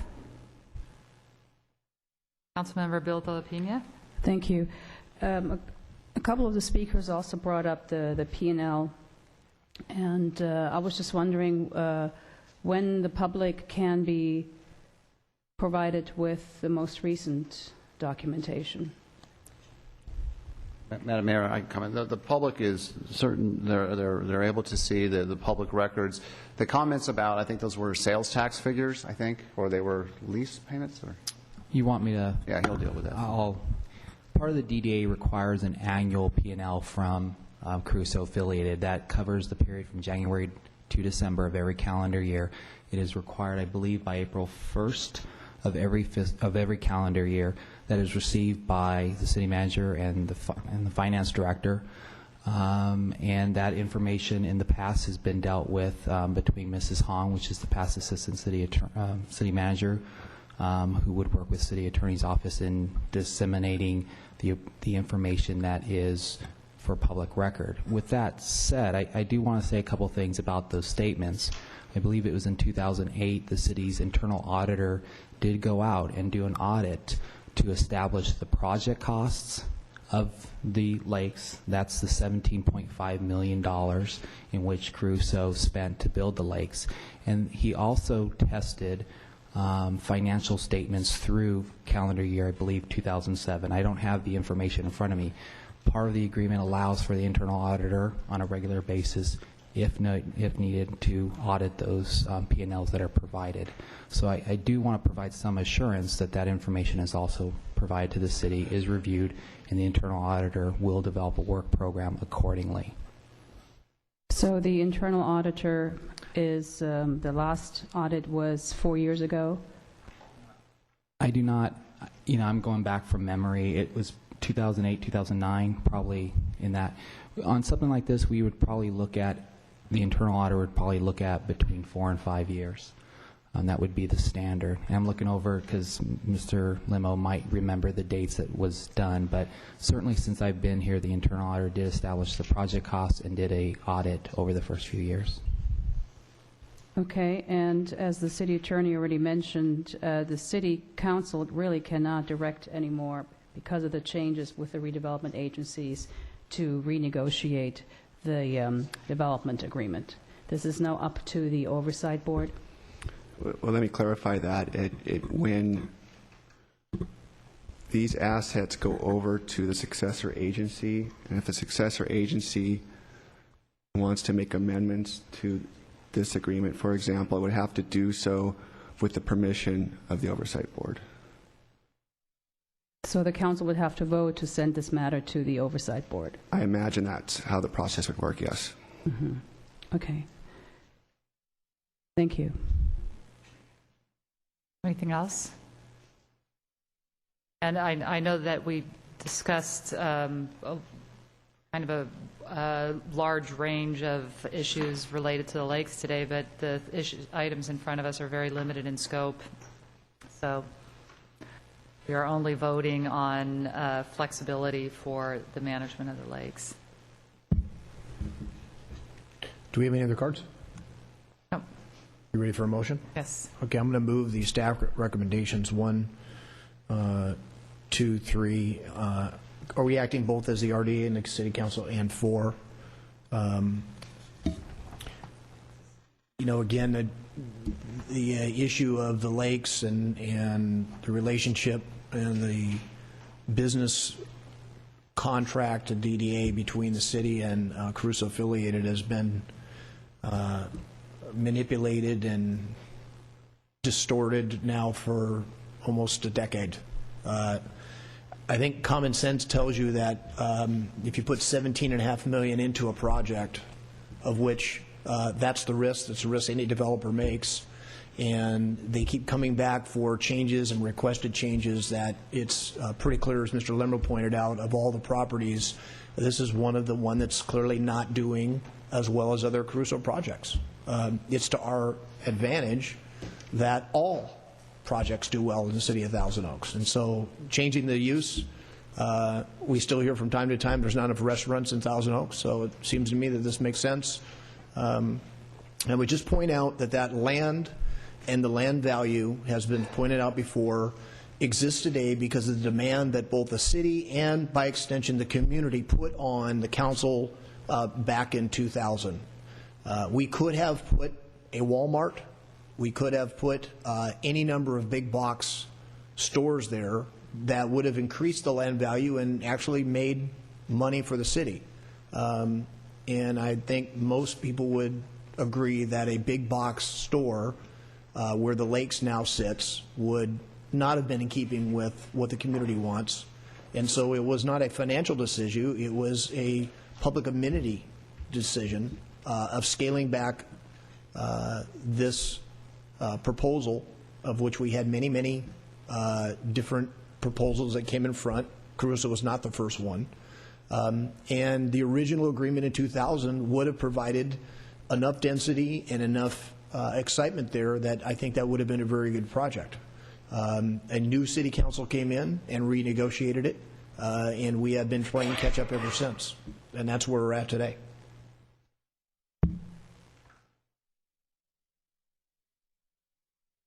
Was there a motion in there? Yeah. Okay. All right. I was just trying to remember after the...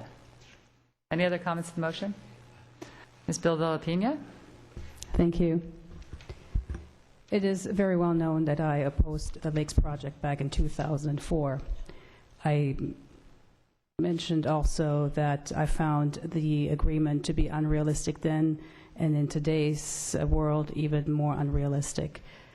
A 12% return is simply something that is not widely seen anymore, not in this economy. I also want to say that I am troubled with the fact that the last audit was done 4 years ago, although staff tells us the These are done every 4 to 5 years. Something that is as high profile as the lakes probably should get a little bit more scrutiny. I'm also troubled that the city council now can no longer renegotiate the lease, that it now goes to an oversight board. And I'm calling upon the council in the near future, once all the dust settles with RDAs, to bring forward a renegotiation proposal to the oversight board. But tonight before us we have what I consider an attempt to make the lakes more successful in order to, in the meantime, reach the 12% return so the city can finally earn some money on it. And the requests before us tonight are not unreasonable. I will support the motion, but I'm also on record that I really want to see this matter regarding the lease go to an oversight board, and that we audit a little bit more often than, say, every 5 years. That is absolutely crucial in this case. Thank you. Dr. Lancy? Thank you, Madam Mayor. I'm going to support the motion because I think that whatever we can do to support business in our community is intelligent. I think what we do that discourages business is very unintelligent. If Caruso wants to put in a lot of restaurants down there, I'm in favor of it if he thinks that it's going to generate some money. It seems like if we're looking for 12% as the watermark above which we get paid, it seems like you'd want to enhance the project rather than limit it. So regardless, I'll support the motion. And I'm also going to support the motion. I've said it before. I think the proper mix of tenants there should be up to, well, all of the decisions relating to the lake should be up to the business owner, not to government. Vote, please.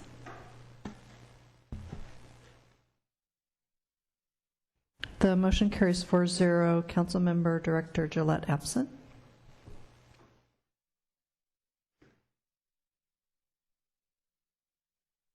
Thank you very much, Council. Also, please know that we're extending our thanks to staff who did an extraordinary job on putting this together for us. Thank you very much.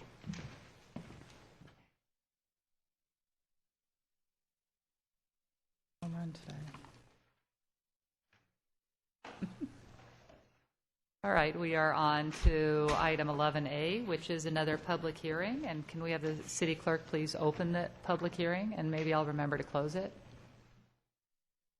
Hearing advertised as required by law is open to consider agenda item 11A, a municipal code amendment to implement housing element incentives for construction of affordable housing on underutilized and small lots, MCA 2010-70420. A speaker card is available for those wishing to address the City Council regarding this public hearing, and we have no speaker cards. Mr. Spector, you'll be doing the presentation. Hello, Madam Mayor and members of the City Council. Due to the lateness of the hour, with your permission, I'd like to just do a very brief introduction of this item and the next one, and then you could rely on the written staff report, and I'd be happy to answer any questions you may have.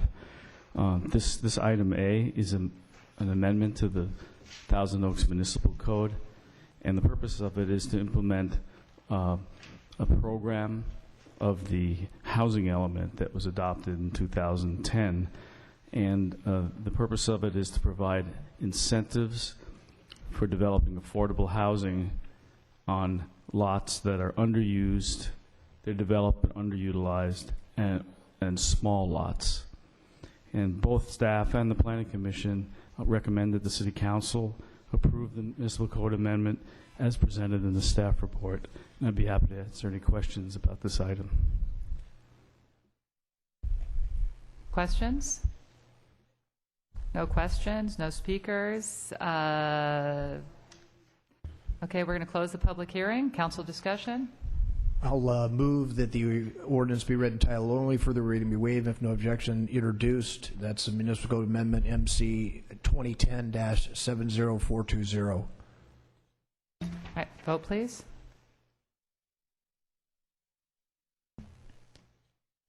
The motion carries 4-0, and the ordinance title is an ordinance amending Chapter 10 of Title 9 of Municipal Code by adding Article 7 concerning incentives for building affordable housing on small and underutilized parcels. Can we please have the city clerk open the public hearing item 11B? Hearing advertised as required by law is open to consider agenda item 11B, a municipal code amendment to implement housing element modification of development requirements for affordable housing and housing for seniors and persons with disabilities, MCA 2010-70422. A speaker card is available, and we have no speakers. Mr. Spector? Thank you very much. Again, I'd just like to introduce the item. This is another municipal code amendment that will implement a couple of programs in the Thousand Oaks General Plan housing element. And the purpose of these is to reduce constraints on the development of affordable housing. And they specifically address the issue of use of parking structures with regard to affordable housing, as well as the setbacks and the relationship of setbacks and building height in the code, and then several requirements pertaining to parking, specifically parking for housing for seniors, the parking standard that would apply to housing for persons with disabilities, and just a simple editorial or housekeeping change, adding a cross-reference to the special requirements for affordable housing projects who are eligible for reduced parking. So with that, staff and Planning Commission are recommending that the council approve the amendment as presented in the staff report, and I'd be happy to answer questions you may have. Questions? No speakers. Closing the public hearing. Council discussion. Ms. Bilde-Lapina? Thank you. Move staff recommendation and to the ordinance be read in title only. Further reading be waived. No objection introduced. Comments, motion. Vote, please.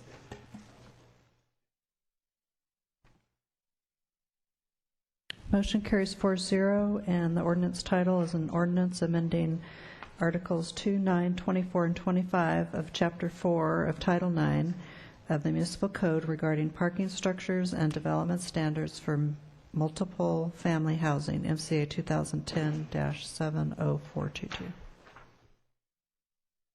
Thank you. Item 12, Committee Commission Board Reports. There are none. Item 13, Council Issues and Recommendations. Follow-up reports on meetings and conferences attended by council members. And item number 1 will be presented by Dr. Glancy.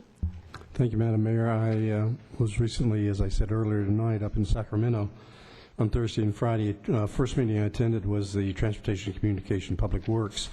We began the meeting, both this one and the following meeting I was at, with a briefing from Chris McKenzie for about 45 minutes on redevelopment update.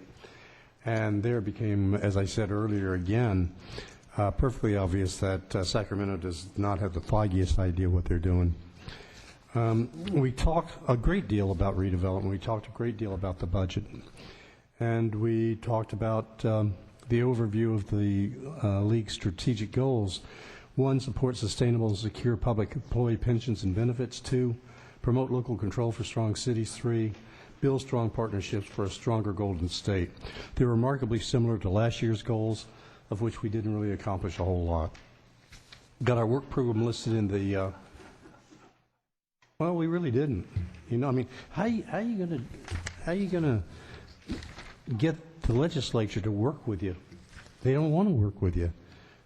So one of the most interesting hearings we had was on water. It was the water board fees and permits. Really good meeting. The next one was proposed restructure of regional water boards. Again, it was a super hearing. The following day, I went to Housing Community Economic Development. Again, it was preceded by Chris McKenzie's report. went over the strategic goals for the committee. Two of the things that came up I thought were really good. Community Development Block Grant, really pushing to try to maintain the same levels as we have had. The other thing was enterprise zones. There was a gentleman representing the governor named Colin Parent, and the gist of his comments were the governor is not giving up on eliminating enterprise zones. He is in a full court press to get everything he can get. Good meetings, good contacts, and I recommend we receive and file. You vote on that. Vote, please.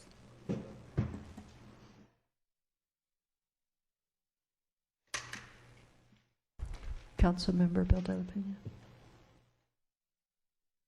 Motion carries 4-0. All right, and then item 2 is Dr. Glancy's report on the Housing, Community, and Economic Development Policy Committee meeting. My apologies, but I gave that with my last report. Oh, that was all together. Okay, so I guess we need to vote to receive report, or... It was Pierre did. All right. Vote, please. Motion carries 4-0. All right, City Manager, do you have anything left to say? Madam Mayor, members of the council, absolutely. The next regular council meeting will be on February 7th, and at this point in time, we have one hearing, protest hearing with respect to water and wastewater rates.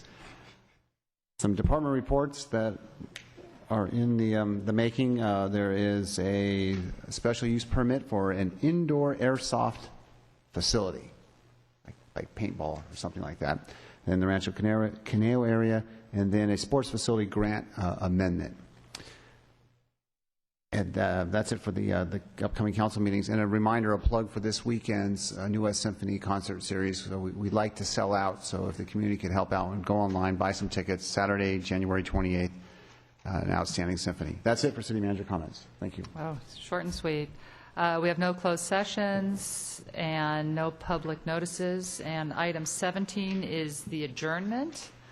And our adjournment this evening is in memory of John Chester Batten, a member of the city's original police department. John and his wife, Ovalie, have been longtime Newbury Park residents. Born in Buena, Washington in 1940, John moved to Terra Bella, California with his family when he was 5 years old. In 1958, he joined the Air Force, where he served in Japan, the Azores, and Oxnard Air Base. John became a proud member of the Ventura County Sheriff's Department in 1963, and in 1965, he, along with our council member Dennis Gillette, became a member of our city's original 12 police officers. He earned his bachelor's, master's, and Juris Doctorate, and held visiting faculty status at Moore Park, where he taught criminal justice. Following his retirement, John ran his own private investigation business.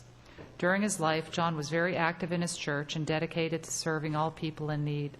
On behalf of the City of Thousand Oaks, I send our deepest condolences to the Batten family. John will be missed by his family and many friends. He will always be part of our city's history. For the public's information, the City Council will hold a special meeting on Saturday, January 28th at 8:30 in the City Manager's Conference Room for a closed session. This special meeting agenda will be posted a minimum of 24 hours prior to the meeting as required by the Brown Act. And we are adjourning now to our next regular meeting on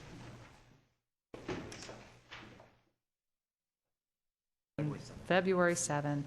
Good night, everybody.